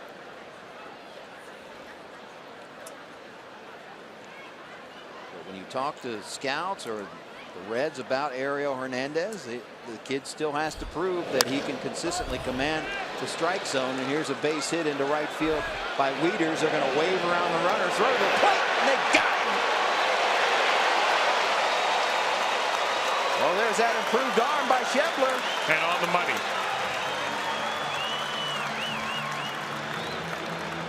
You know, one of the underrated parts of an outfielder is how quickly you get to the baseball. The arm is the one you always talk about. But, I mean, he charges hard and gets rid of it right now. Gives Tucker Barnhart a nice, easy one-hop to field. I mean, that is textbook. That is exactly what I said earlier. If you have not a rocket arm, if you get to the ball quicker, you can make up for lack of a rocket arm if you are on target, which is exactly what just happened. And Hernandez basically splintered that bat.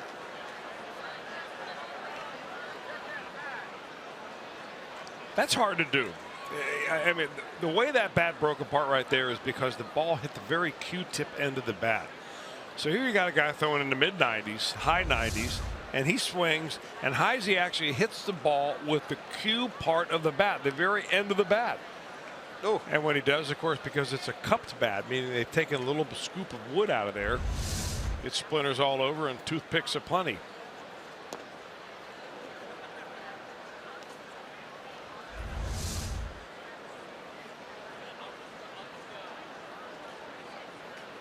You could use a couple of those toothpicks after powering down that pizza earlier.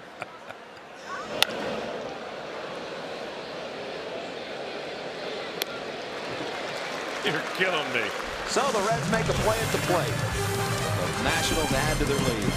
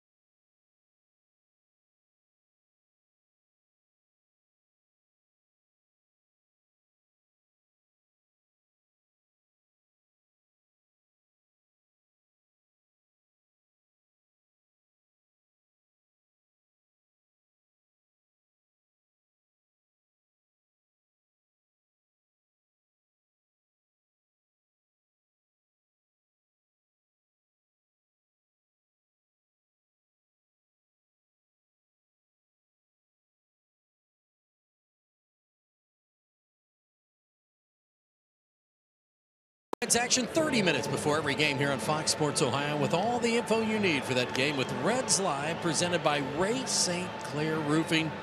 We'll get you set, myself, Brian Giesenslaw, Jim Day, Chris Welsh, and others for every game right here on Fox Sports Ohio with our Reds Live pregame show. Some big Reds fans in the house tonight. Good crowd here on hand to see this game one of the second half, gentlemen. Tomorrow night's Reds Live at 6:30. 2 night games against the Nationals and 2 day games. This is a weird wraparound. Shouldn't say weird, but it happens. Wraparound 4-game set. The Nationals will be here through Monday and a business day special on Monday afternoon. I see the Blue Jackets represented in that group we just showed you there. Dave Metzold. He's doing what Jim Day used to do with the old Blue Jackets. What, sit around and drink beer? He said used to do. Oh, I'm sorry. You know, I used to work with Dave in local news up there in Columbus as well.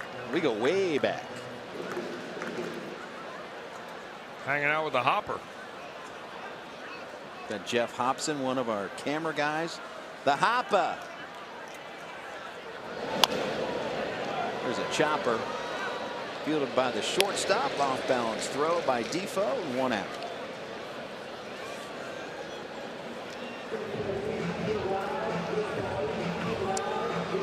Now pinch hitter Patrick Kivlahan. Hit for Ariel Hernandez.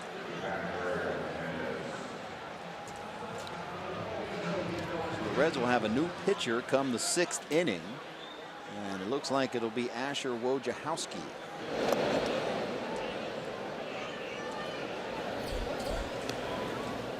Wojo, as they call him.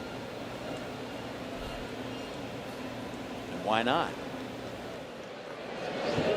When announcers, opposing announcers, face the Reds for the first time, or the public address announcers, they like this. So it says Wojciechowski. Wojciech, just call him Wojo. Exactly. And of course, most of them will write it in their scorecard or their scorebook phonetically. So you won't get all those extra syllable, extra consonants or vowels. And unless you're me, you just write Wojo. I got you. Down goes Kivlahan. So Gonzalez continues to roll. 4th strikeout for him. It's really only a 5-0 ball game, but it seems like the margin is much more in this game, just by the way that, you know, the Nationals seemingly have threatened every inning. They've run the starter out of there before 5 innings is done, and then on the other hand, you know, Gonzalez has only been threatened 1 time, and he had a couple of runners on last inning. Reds unable to get anything done with it, and he's kind of back to mowing them down. He gave up a walk in the 1st, stranded. Infield single to Schebler in the 2nd, stranded him. 1-2-3 3rd. And as you said, double and a walk in the 4th, but proceeded to strike out Schebler. And Peraza lined out a terrific catch by Brian Goodwin, got him out of the inning. So this Reds offense, which has done very well this season, not so far tonight.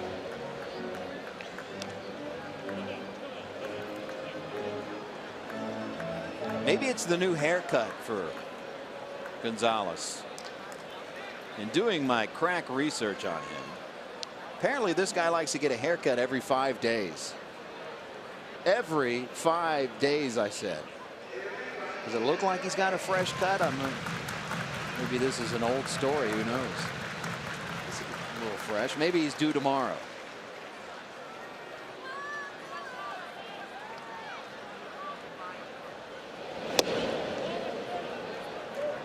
Says it makes him feel refreshed, like a new pair of shoes and socks. Well, it kind of makes sense, really, with starting pitchers on a 5-man rotation. I mean, what else you have to do the day after? I was going to say, Lord knows you starting pitchers got a rough life. I mean, every 5 days you got to crank it up. I don't know. You got 4 days to sit around and mess with people, throw seeds at people, make fun of people, throw a little bullpen, maybe run some stairs.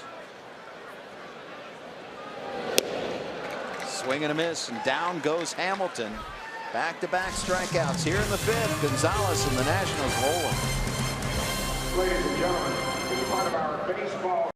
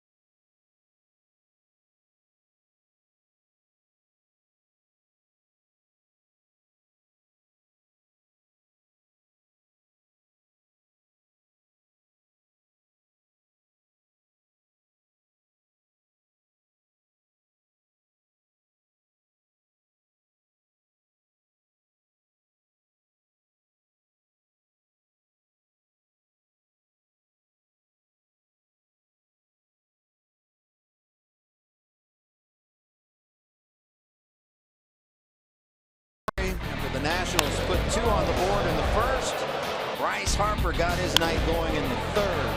Home run in the 5th. Bomb. 2 home runs and 2 RBIs. Gio Gonzalez is holding on to that 5-run cushion. So far, 5 innings in the books, just 3 hits, no runs. Worked around a couple of walks and 5 strikeouts, and getting good defense behind him as well. Catch by Heisey, good one at catch in center field. And the first place team out of the National League East comes out of the gates after the All-Star break in fine fashion, at least so far. The pitcher for the Reds, Asher Wojciechowski, and he will face Gonzalez in the top of the order.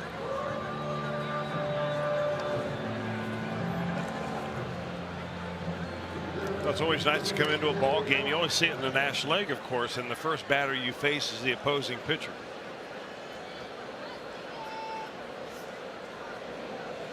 Gonzalez now 5 for 39 on the season as a hitter. He's got a few hits in that bat.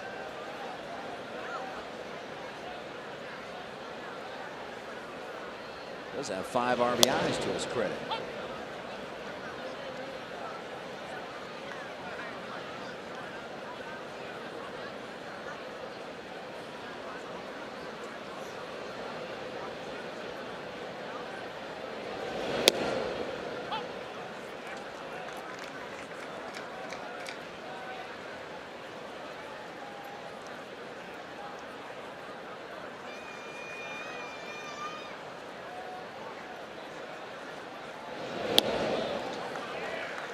Down goes Gonzalez. We mentioned baseball for all night, and Mason High School student Matthew Leffler on the PA mic as we speak. Now pitching for the Reds, Asher Wojciechowski. Very nicely done, Matthew. That's better than a lot of opposing announcers, and a lot better than this announcer. Nailed it. It took me 3 weeks to get Wojciechowski down. Well, if you do spell it out, it is. I mean, it is an interesting spelling of the name. No doubt.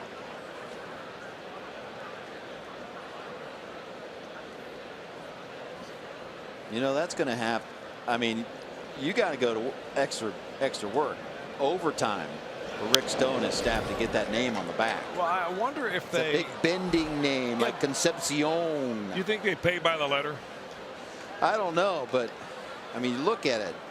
Wojciechowski. So Wojciechowski, really. Wojciechowski.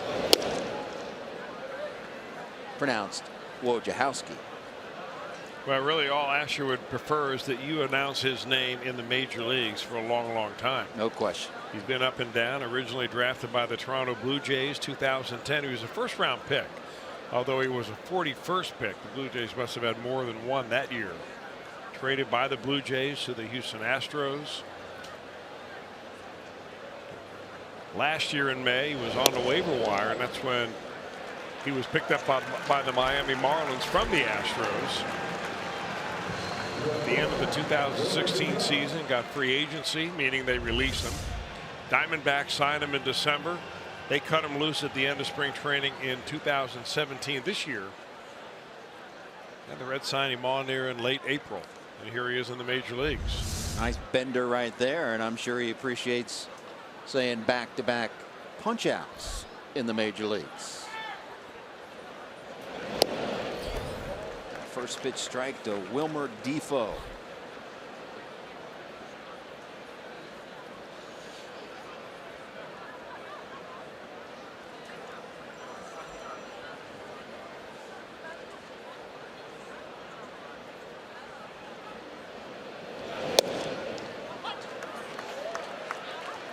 Got the call from Will Little. Yeah, you know, I think a number of the hitters tonight are looking back at the home plate umpire and saying, man, you got a, for an umpire named Little, you got a big zone.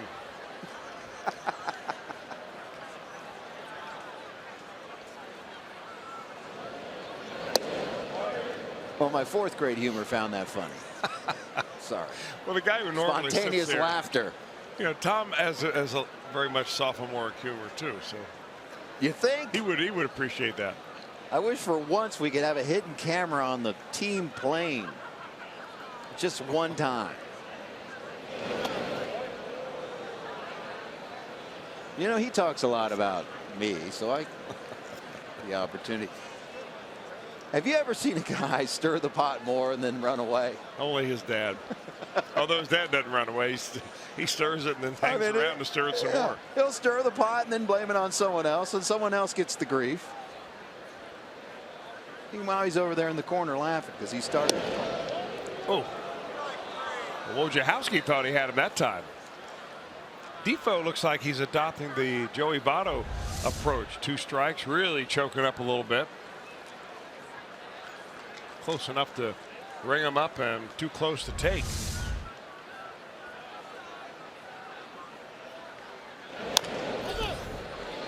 Slow roller, Peraza underhands to Votto, and a 1-2-3 inning for Wojo.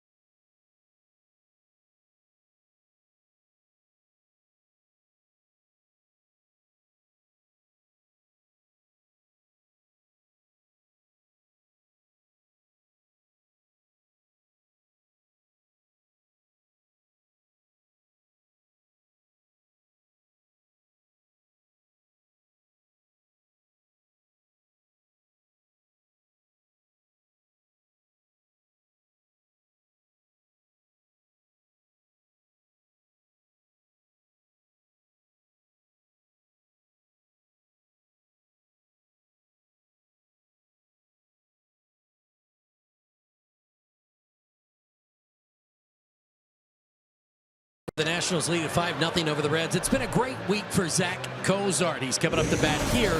But on Tuesday night, his second at bat against Dylan Betances, a flamethrower from the Yankees. He rips this base hit into left field. Now you think maybe they'd stop the game behind the ball. No, they keep the ball in play. So Joey Votto's watching as Charlie Blackmon is up. The ball goes into the stands. They give it to a kid. So Joey Votto asked Rob Butcher, who's the PR director for the Reds, also with the National League team in the dugout, says, hey, can you go get the ball? That's the first hit that Zach's ever had as an All-Star. It also broke a long string for the Reds in the All-Star game with no hits. Anyway, so they go to the kid. Joey Votto gives this young man a signed bat and 2 baseballs for the ball. The kid said he expected nothing. He got a bat and 2 balls, and Zach Cozart got the ball. And Zach Cozart said to us today that he was absolutely thrilled that Joey would go out of his way like that to do something for his teammate. He said, that's why Jofo is my man. You know, that's awesome stuff by Votto to do that. I mean, that's one, a heads up, just heads up thinking. You're in a dugout of an All-Star game. There's a lot going on. And to be able to put that in perspective and want to do that for Zach. First of all, it's a tight game. You're thinking about playing the game and winning the game because that's where the instinct is. But Cozart will be the first to tell you that he has seen Votto grow so much, you know, into much more of a leader now than he was even just a couple of years ago. Always been a good player, but now I think that he has become a leader in this clubhouse. Young guys go to him. He talks to them. He, you know, it's early in his career. Votto very much kept to himself and his work habits. Well, we know the story about the donkey, and it's legendary at this point.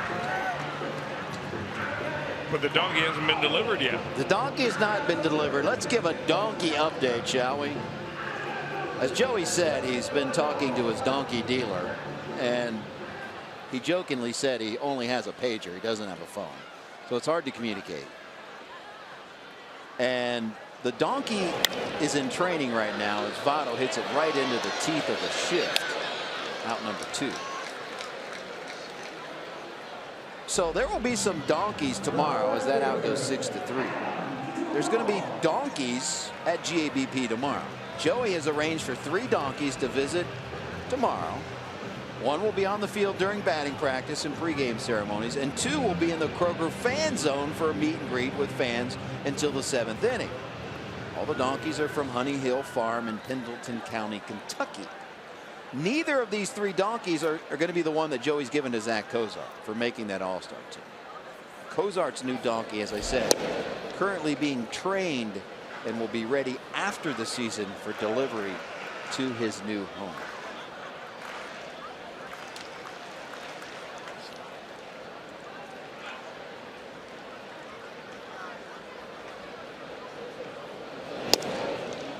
I know you were just wondering with bated breath about the donkey, Chris, but you can get involved. Now I can finally get a good night's sleep. I know. Fans can help name Zach's donkey, and here's how you do it. You email your suggestions to donkey@reds.com. This is not a joke. Donkey@reds.com. And you can help name the donkey. The Reds will collect all the submissions and review them. Zach and Joey will review them. And then consequently name the donkey what they feel like. Maybe. I don't know. You'd have to ask those 2. Right now, doesn't appear to be high on their priority list. I hope not.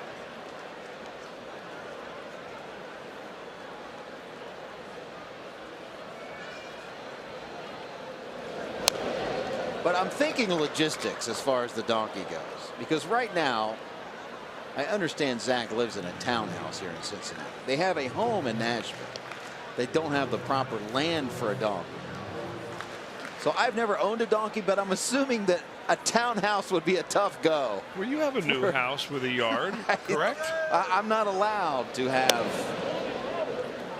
another donkey. Correct. Yes. But I'm assuming a townhouse would be a tough place to house a donkey. So I'm assuming the logistics are involved in this. That we've got to work up some land and work out a plan before I just go strolling a donkey. as Gonzalez continues to roll here in Donkeyland, USA.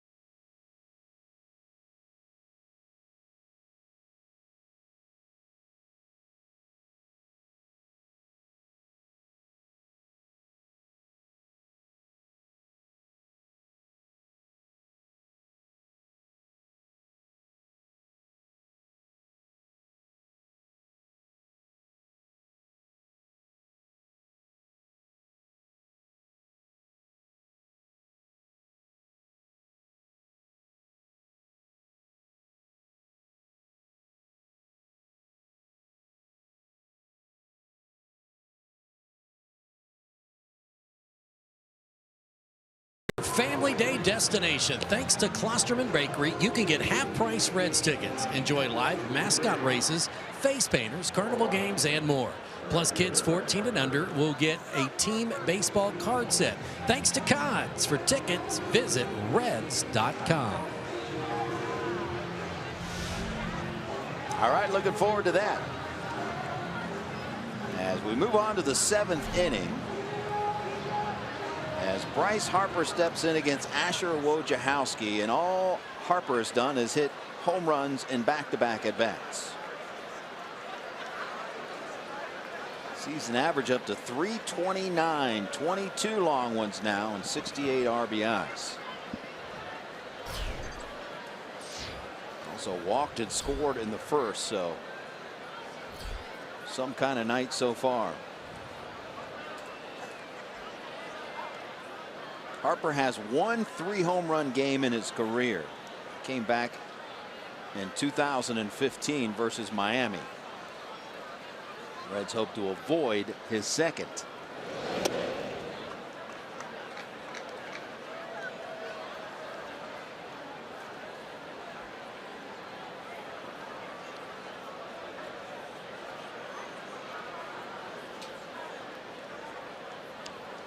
Wojciechowski came in the 6th, delivered a 1-2-3 inning with a couple of punch outs.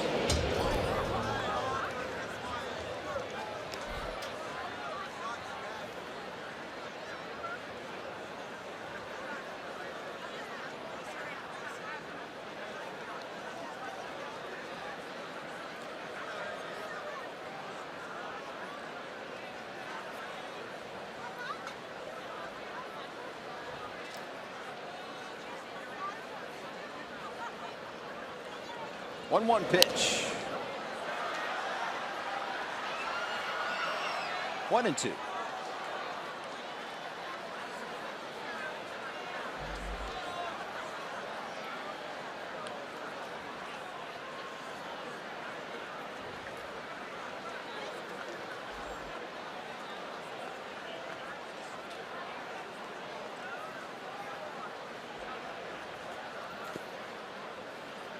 Washington Nationals, your leaders in the National League East. For the first time tonight, the Reds finally retire Bryce Harper. Got a little more on a fastball for Wojciechowski than what Adelman was offering to Bryce Harper, and just throws this one right by him. Reds have still not tried the inside part of the plate on Bryce Harper.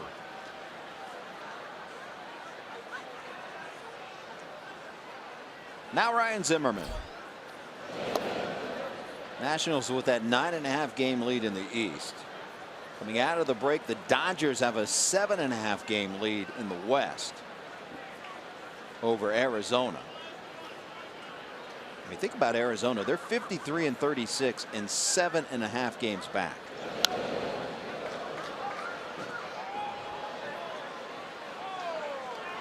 In that West, Colorado 52-39, 9.5 back. And the surprising Milwaukee Brewers with a 5.5 game lead here in the Central. There's the West standings, and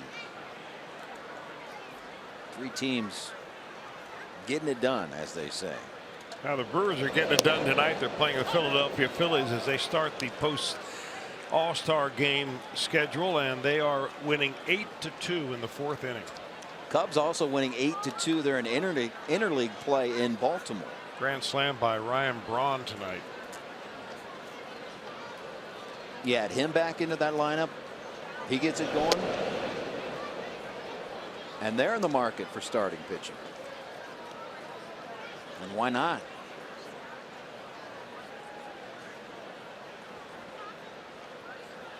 Those windows of winning, particularly in a market like Milwaukee or Cincinnati, can be smaller than others. When you've got a good team, you're in first place, man, you go for it.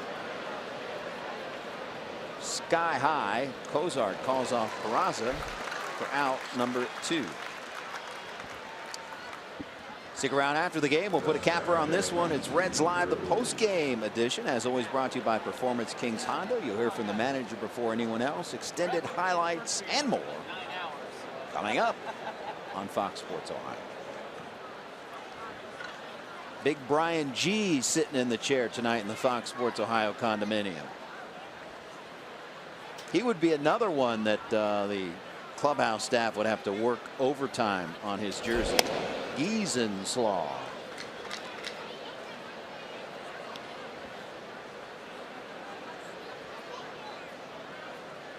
But my man will be manning the condo tonight.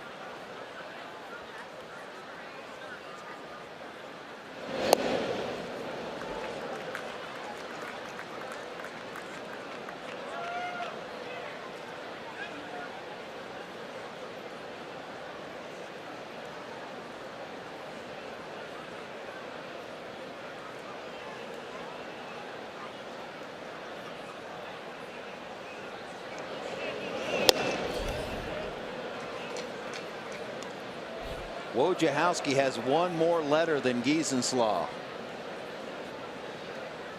I know there are people at home who are spelling that out. Joe Luckup, our statistician, nodded only to appease me. Thank you for that. I guess if your name, if you have a last name of 3 letters like you do, Jim, maybe that's why you're fascinated with long last names. I might be. First and last is just 6. You could put ours together and it wouldn't be as long as these guys. This is true. I'm one of those guys that most people don't just say Jim or Hey Day. They put them together since it's so short. Yeah. Like my first name is Jim Day. Chris Welsh. And when they're serious with it, they say everyday Jim Day. That's, well, Tom likes to say that a lot.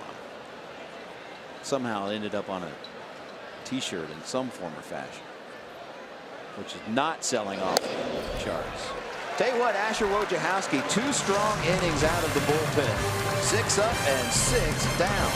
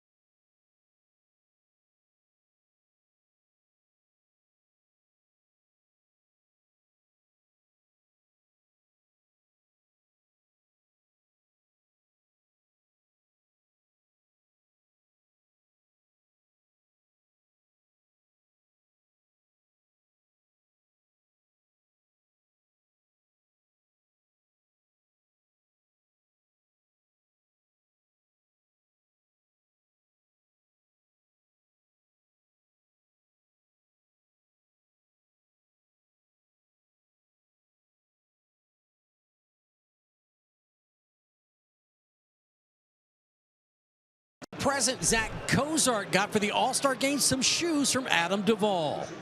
I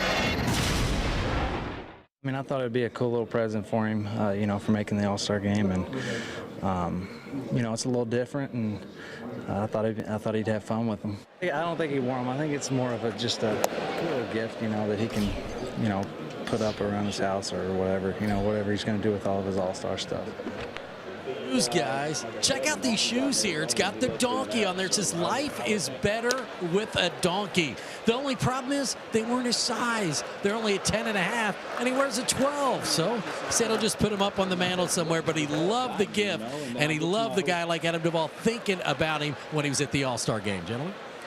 Nice. Playing off a shirt that some of the players have been wearing. Cozart was wearing life is better with a donkey.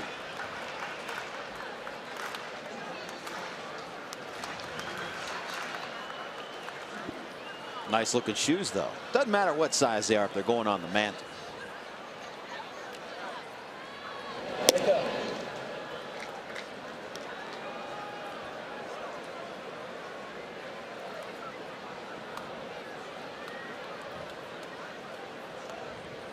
On the bottom of the 7th here, Gio Gonzalez has mowed down the Reds tonight.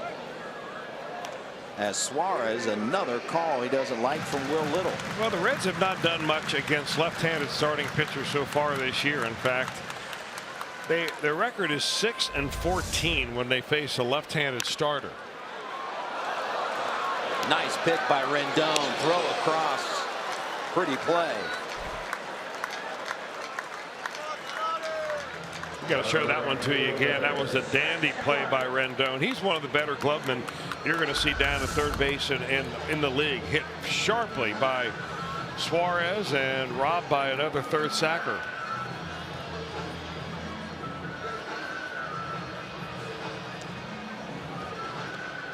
Kind of interesting, really, because you see Zimmerman at first base. He came up as a third baseman and a very good one before he injured his arm and could hardly throw. So they found a spot for him at first base and found Rendon, like just about everybody else on the field for the Nationals, a former #1 pick. Now Shepler with a big shift on. Rendon the only one on the left side of the infield.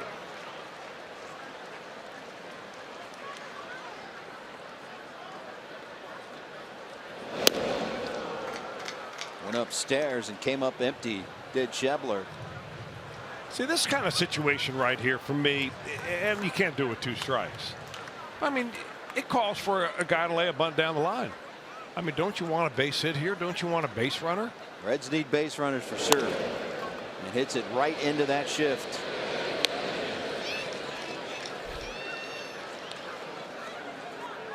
Four to 3 on that put out, and now that is 10 in a row retired by Gio Gonzalez. Making it look easy tonight. Really is.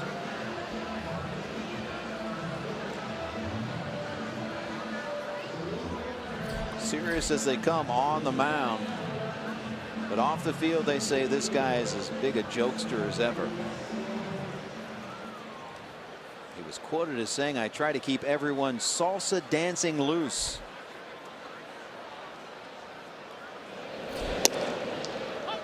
Well, y'all know a little bit about salsa dancing. After all, he is from Miami.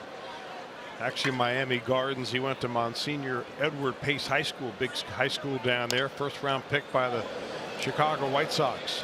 Doan has been awfully busy tonight. 1, 2, 3, 7 for Gonzalez.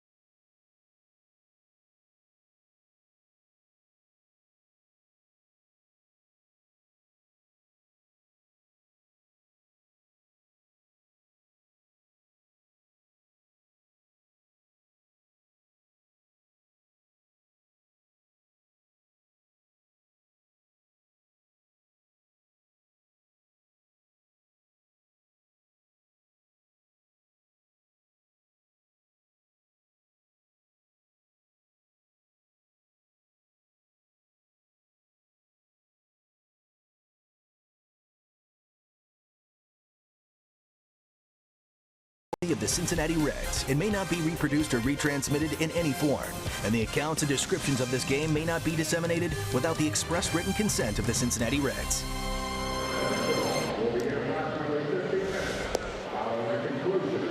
Well, a couple of former Reds managers in the house today. You got Ray Knight doing the color for the Washington Nationals broadcast today as he comes into town. Of course, Dusty Baker. And now, Jim Day, they were separated by about 6 different managers. Can you name those managers that separated? No, off the top of my head. Dusty Baker and Ray Knight. Well, we've got, let's see, Bob Boone. Do I have to give them an order? No. Bob Boone. Okay. Dave Miley. Yep. Jerry Narron. Pete McCannon. Oh, you're good. And that's it. And Dusty Baker. So there you go.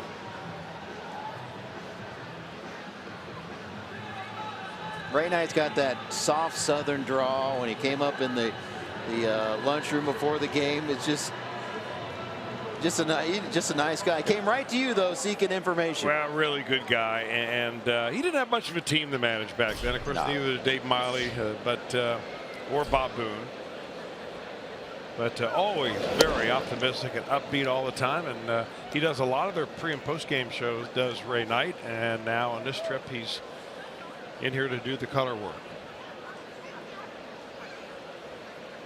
He kicked someone out of the table so he could sit down next to you. Who would that have been?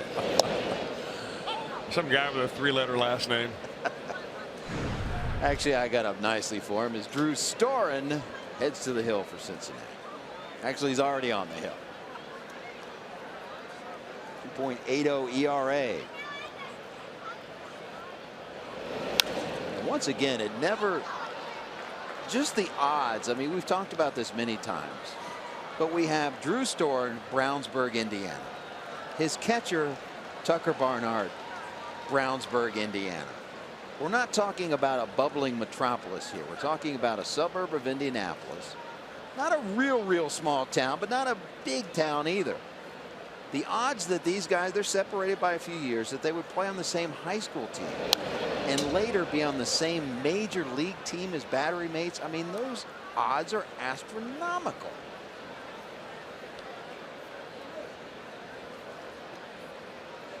But here they are. And they're both very happy to be close to their old hometown, too. Mm-hmm.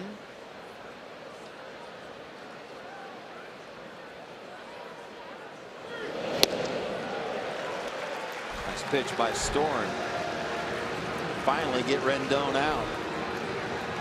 Join your Reds when they take on these Nationals for as low as $12. Tomorrow, first 20,000 get a Billy Hamilton bobblehead thanks to Dynegy Energy Services. Tickets available. Visit Reds.com.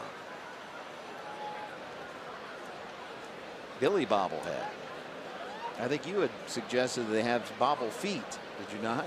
Instead of a bobblehead, since he's so fast. No, that wasn't me. That wasn't you? No. Although well, someone out there said it, and it was very creative, that instead of having a bobblehead, since he's so fast, have some bobble feet. Might have been Cowboy. Could have been. He would have said bobble feet. Bobble feet. Bobble foot.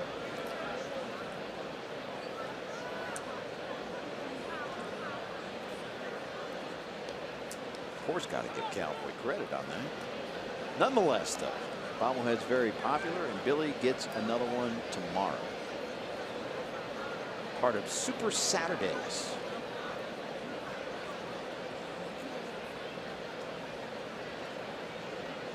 2-0 pitch to Matt Wieters. Misses 3-0.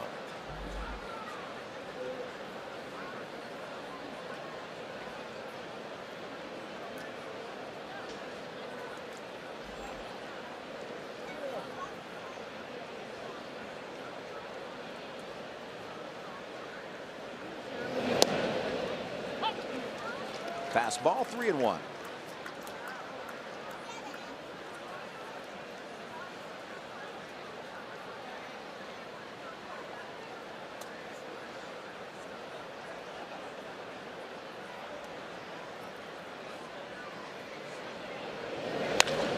Ripped into right field, and that's extra bases. Wieters on his way to second, and they're easily with a double.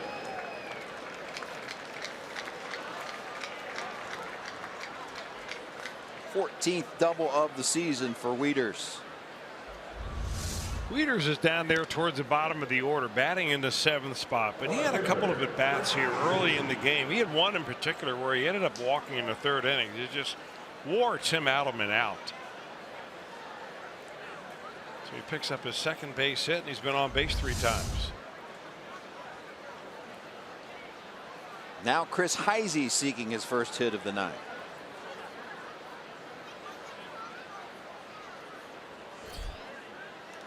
Heisey, a former fan favorite here in Cincinnati. He was always the guy, and there's always one of them, usually,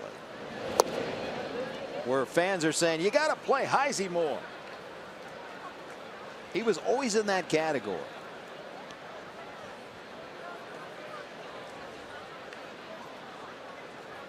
Right now in a much different situation with the Nationals.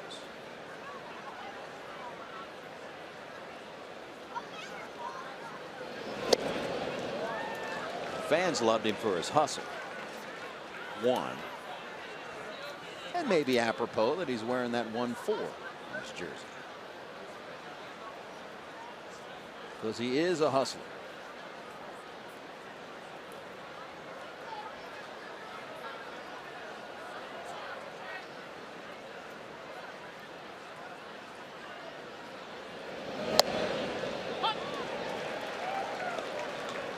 Another player with a look back at Will Little.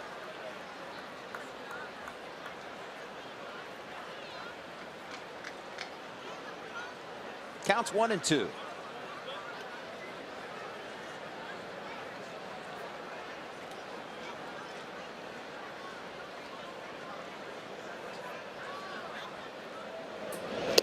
Swing and a miss. Well, Storen has done a nice job, and you really wonder what the Reds might do with Storen when it comes down to the trade deadline if there were some other teams looking for him. Now, it would not be the Washington Nationals. He has already had his time with the Nationals and did not end well for Drew, but he has kind of reinvented himself as a pitcher and dropping from different arm angles, hesitation in his windup. He's really doing what he needs to do to survive. It's going to be very interesting going down the wire to the trade deadline. Dick Williams and his staff will field many calls, I'm sure, as all the teams do. Look at it this way. The Reds have used up every pitcher that they have on the 40-man roster this year except one in the major leagues. K.R.E. Maya would probably be, right. Is that one? And so that means that they've got a lot of prospects down there that they'd like to take a look at and get some playing time and get some experience at the major league level. Gonzalez to create space. Storen strands one. Nationals continue to lead 5-0.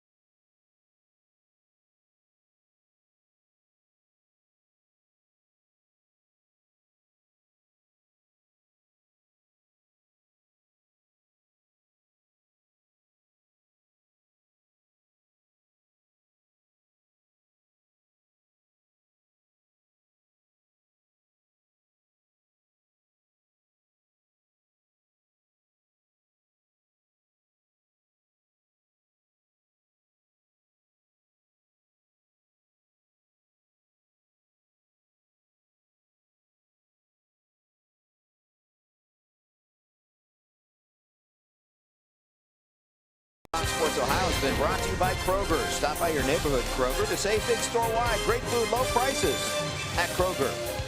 By Cincinnati USA Regional Tourism Network. Stay close to CincinnatiUSA.com. And by Toyota. For over 30 offers, visit buyatoyota.com. Toyota. Let's go places. We invite you to join the Boys and Girls Clubs of Greater Cincinnati for the 3rd annual Sand Volleyball Classic on August 12th. Co-ed teams of 8 are welcome to come out and compete for a great cause. Register today at bgcgc.org. Let me give you that one more time. bgcgc.org.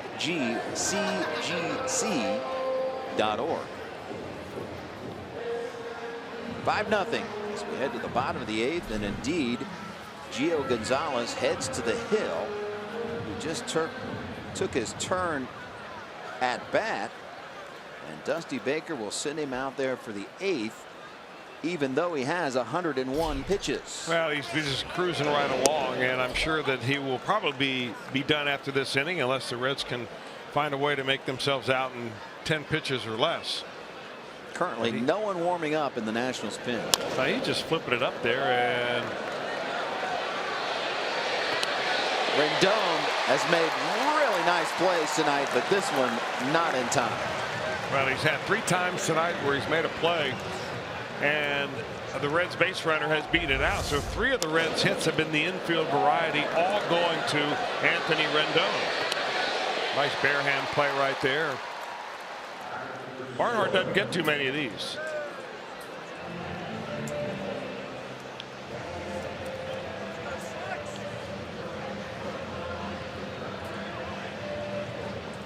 And now the Reds will send up pinch hitter Arizmendi Alcantara.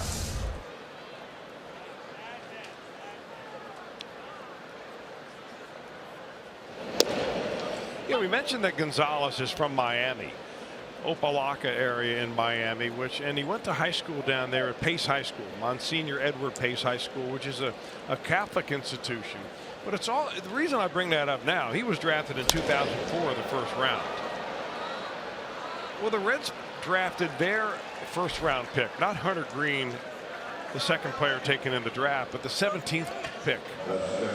Jeter Downs was from Pace High School in Miami. It's got a long list of players that have been drafted into the minor leagues. Alex Fernandez, one of the more famous names. He was a former right-handed pitcher for the Florida Marlins back when they won the World Series, I think, in the 90s.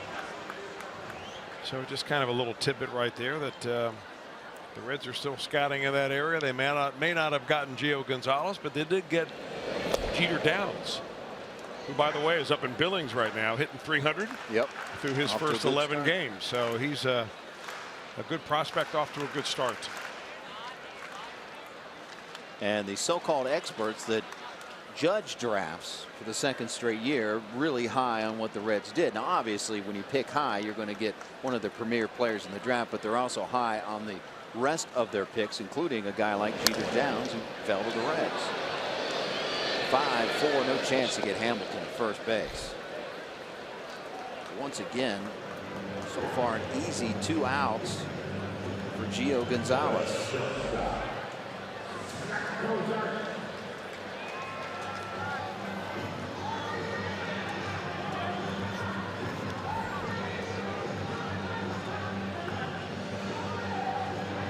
Gonzalez is another one of these pitchers that has inward conversations, if you will. He says he learned it off his former protege, Dallas Braden, fellow lefty when they were with the A's, although Dallas used to openly talk to the baseball. Gonzalez said Dallas used to yell at the ball. He would say whatever he thought, and he would say it straight to the ball, and the ball would listen to him and do what he said. Or else. With me, it's more of an inner conversation that he has. See, my day, Jim, the ball had a conversation with me. And say, please don't throw me in there. That last one hurt.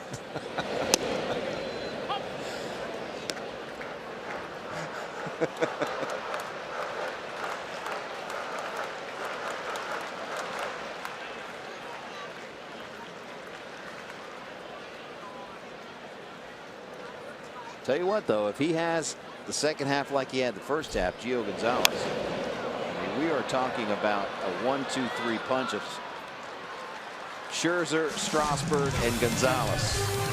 Not bad.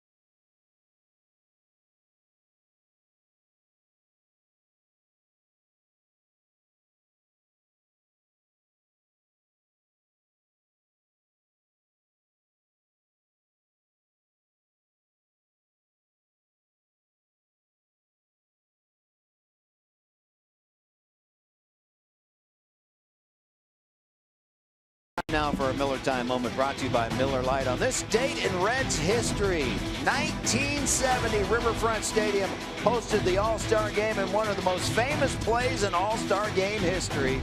Pete Rose barrels down Ray Fosse as the National League wins it in 12 innings.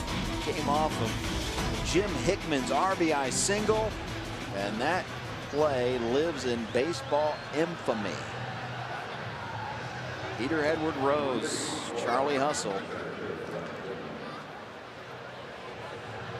I talked to him more than one occasion about that play. And he even analyzed it for me, saying, if you look at it again, I started to stumble because Fosse was in the way, and I was going so fast I had nothing to do. I just didn't intentionally run him over. Now Ray Fosse has a different story to that.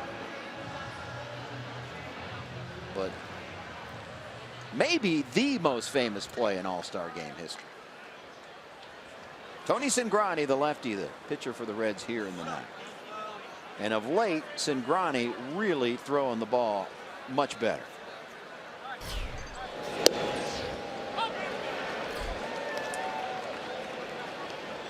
Well, he really hasn't thrown the ball badly all year long, Cingrani. He did go on the disabled list with an oblique injury that kept him on there a lot longer than I think anybody thought. But Cingrani basically this year has gotten back to basics, which is throwing your fastball and then throwing your fastball some more. Well, the fans have had little to cheer about tonight, but they have something now.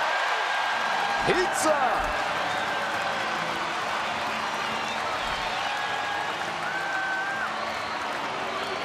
11th strikeout of the night for Reds pitching.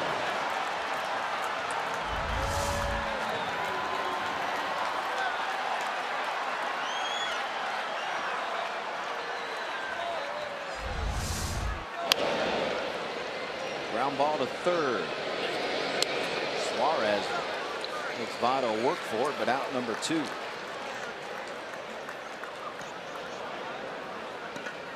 Yeah, we talked about Drew Storen being a guy that might be on the trade block if teams were to come calling interested in Storen services. I would say, you know, you may say the same thing about Tony Cingrani. Wandy Peralta has kind of usurped Cingrani in the bullpen as far as being a late inning guy. Cingrani was actually used to close games last year. Picked up a few saves in the process. 17 of 23 last year for Cingrani. Well, we all know the Zach Cozart would be in the conversation if a team's looking for a shortstop. But I would think the way that Scott Feldman has pitched, that someone might ring the phone and at least ask I'm sure they might, but I'm wondering if the Reds would get enough in return for Feldman. Right, to make it worth it. Yeah, because he's very valuable right now to the Reds because he's eating up innings. He's giving you a chance to win a ball game. And part of the rebuild is to teach a team how to win, not just go through the motions out there and get your brains beat in every night. I agree with you. But I think Cingrani, however, the better he pitches, the more value the Reds could get from him. And I don't think they have a long-term plan for Cingrani in the organization unless things turn around dramatically. Reds bullpen tonight, 4 innings pitched. No runs, a couple of hits, a walk, and 7 strikeouts. Kozar hasn't played perfectly. Down goes Harper. Last chance for the Reds.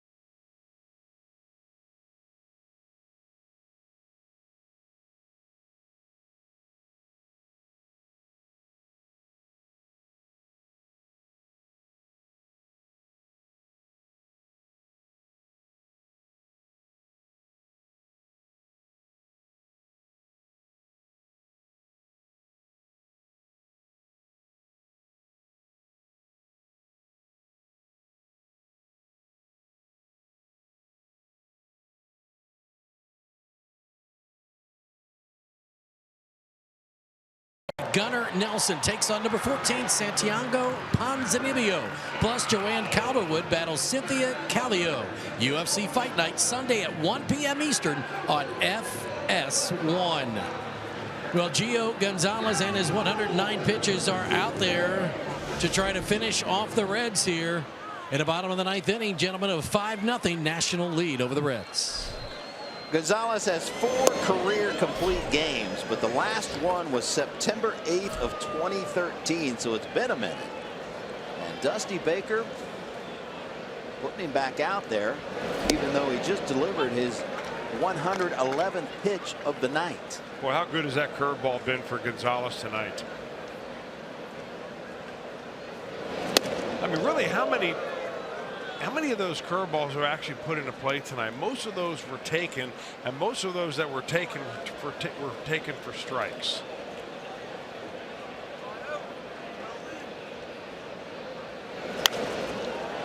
Votto sends one into left field. Heisey moving to his right. 1 out. Votto comes out of the break with an 0 for 9. He didn't walk back in the first. But don't expect that to last long. And now here comes Dusty Baker, 1 out into the 9th. He will make a pitching change. What a night. Okay, he's got to talk that ball out of Gonzalez's glove. What a night for Gio Gonzalez. 8 1/3 scoreless baseball. He will lead with a 5-0 lead as Matt Albers will be called on to record the final 2 outs of this one.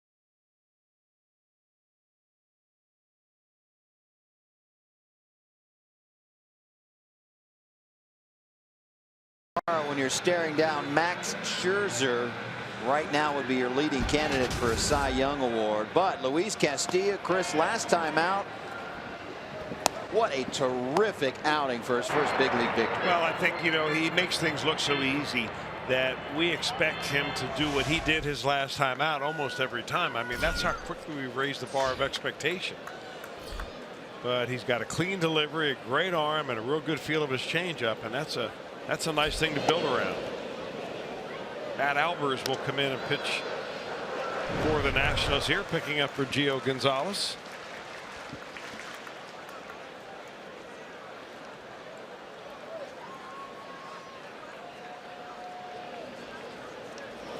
Pitch to Duvall in there for a strike.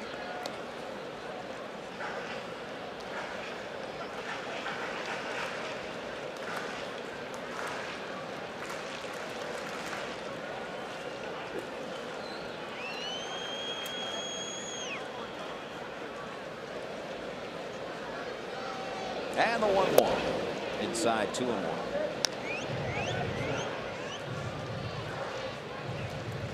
This is the 486th major league game for Matt Albers across 12 big league seasons.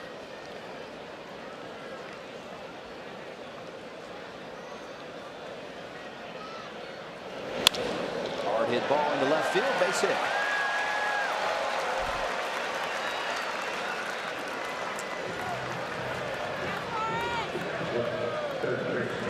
One out hit for Duvall. Now Suarez. Couple of knocks for Adam Duvall tonight. A double earlier in the ball game, and then this solidly bringing single into left center field. Reds have not had a whole lot to shout about offensively. We talked about the Nationals bullpen, worst in all of baseball, but Albers doing his part. His 1.93 ERA is tied for 11th in the league. And amongst National League relievers, third in WHIP, walks, hits, innings pitched stat.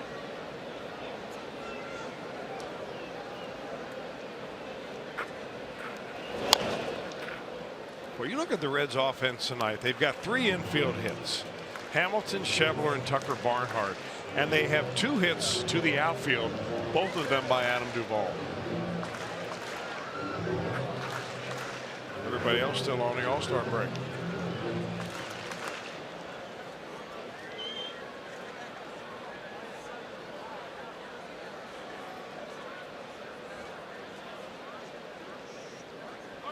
One pitch to Suarez.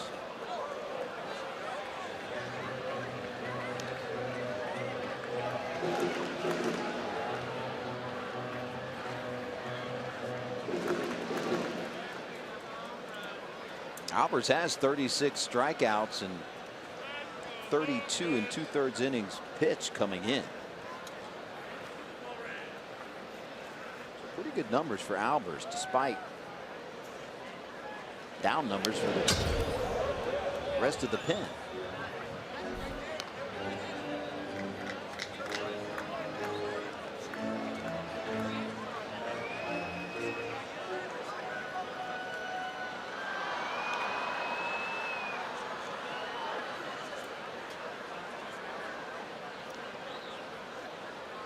Suarez choking up with 2 strikes.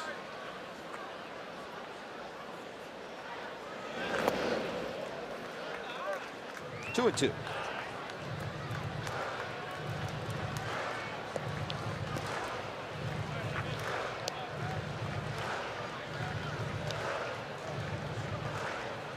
Albers trying to finish it off for Gio Gonzalez. You could tell wanted to finish this one despite his pitch count.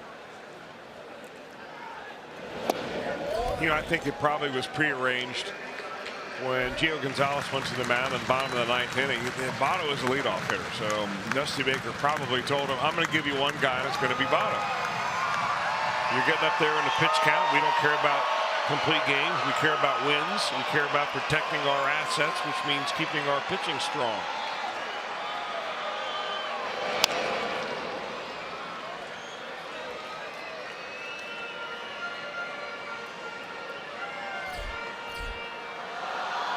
Count's gone full to Suarez, and thus far a 7-pitch at bat.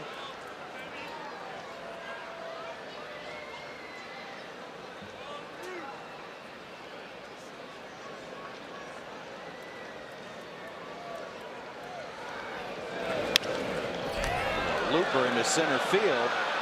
This will fall in front of Goodwin. Now the Reds have 2 on with 1 out.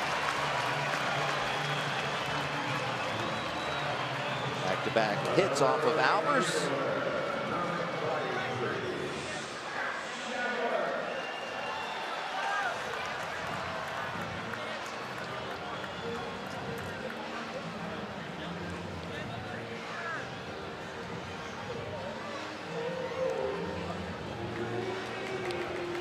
Some scurrying around in the Nationals pen. It's like Matt Grace, the lefty, is up.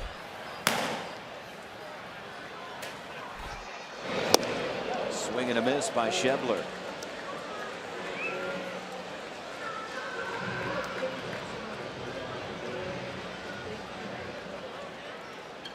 Schebler an infield single and a stolen base back in the second. Struck out and grounded out.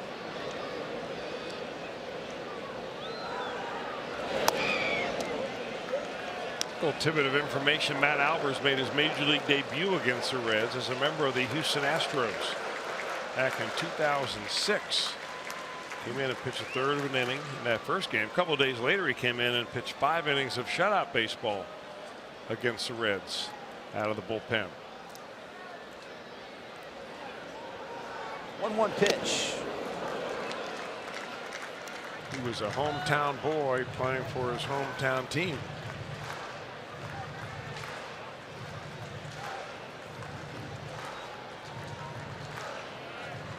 That was a few years and a few pounds ago.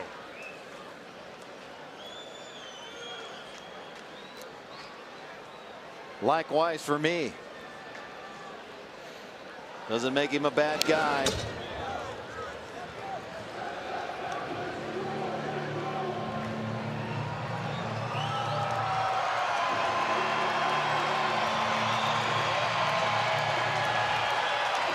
Duvall on second, Suarez on first. 1 out here in the 9th.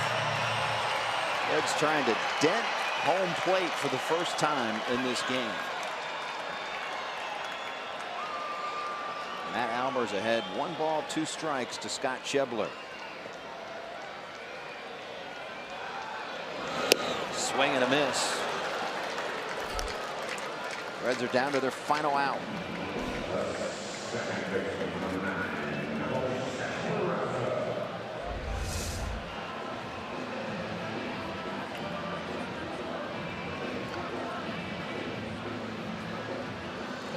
That's a cutter right there. If you see that spin, it kind of spirals a little bit like a football, but not a real tight spiral. A tight spiral would be more of a slider. And that ball was meant to kind of either hold its track or maybe come back a little bit, and it fooled him for an out. Rendon, another barehander, not in time. That's 4 of them. 4 infield hits for the Reds tonight. A bloop and then 2 shots by Duvall.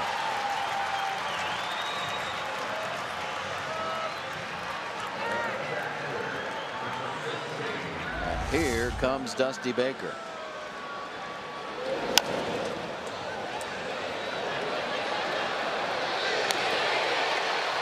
Rendon been a busy man down there at third base.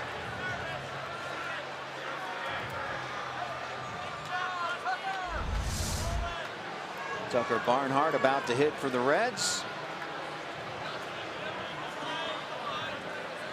Switch hitter. Dusty Baker will force him to bat from the right-hand side as he calls on Matt Grace out of the pen. 1 out to go for the Nationals here at Great American Ballpark.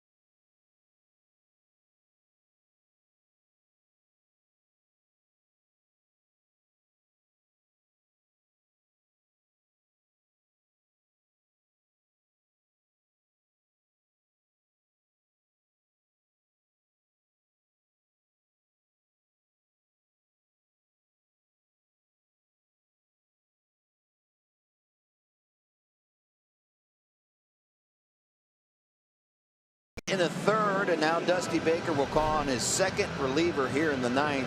Left-hander Matt Grace to face Tucker Barnhart. Well, they want to make sure that Tucker moves around and bats from his weaker side, which is his right side. I don't think even Dusty Baker thought it would come down to this much drama here. Tying run in the on-deck circle. The Reds have been shut out only once this year, and it was clear back in April 19th versus Baltimore. Ubaldo Jimenez started that game. And Barnhart trying to avoid their second one, and a nice diving stop by Stephen Drew, and that's that. Reds indeed shut out for the second time this year, 5-0 behind the arm of lefty Gio Gonzalez. National League East leading Washington Nationals get it done, first of 4 against the Reds here on Fox Sports Ohio. Reds Live, the post-game edition is right around the corner. Stay with us.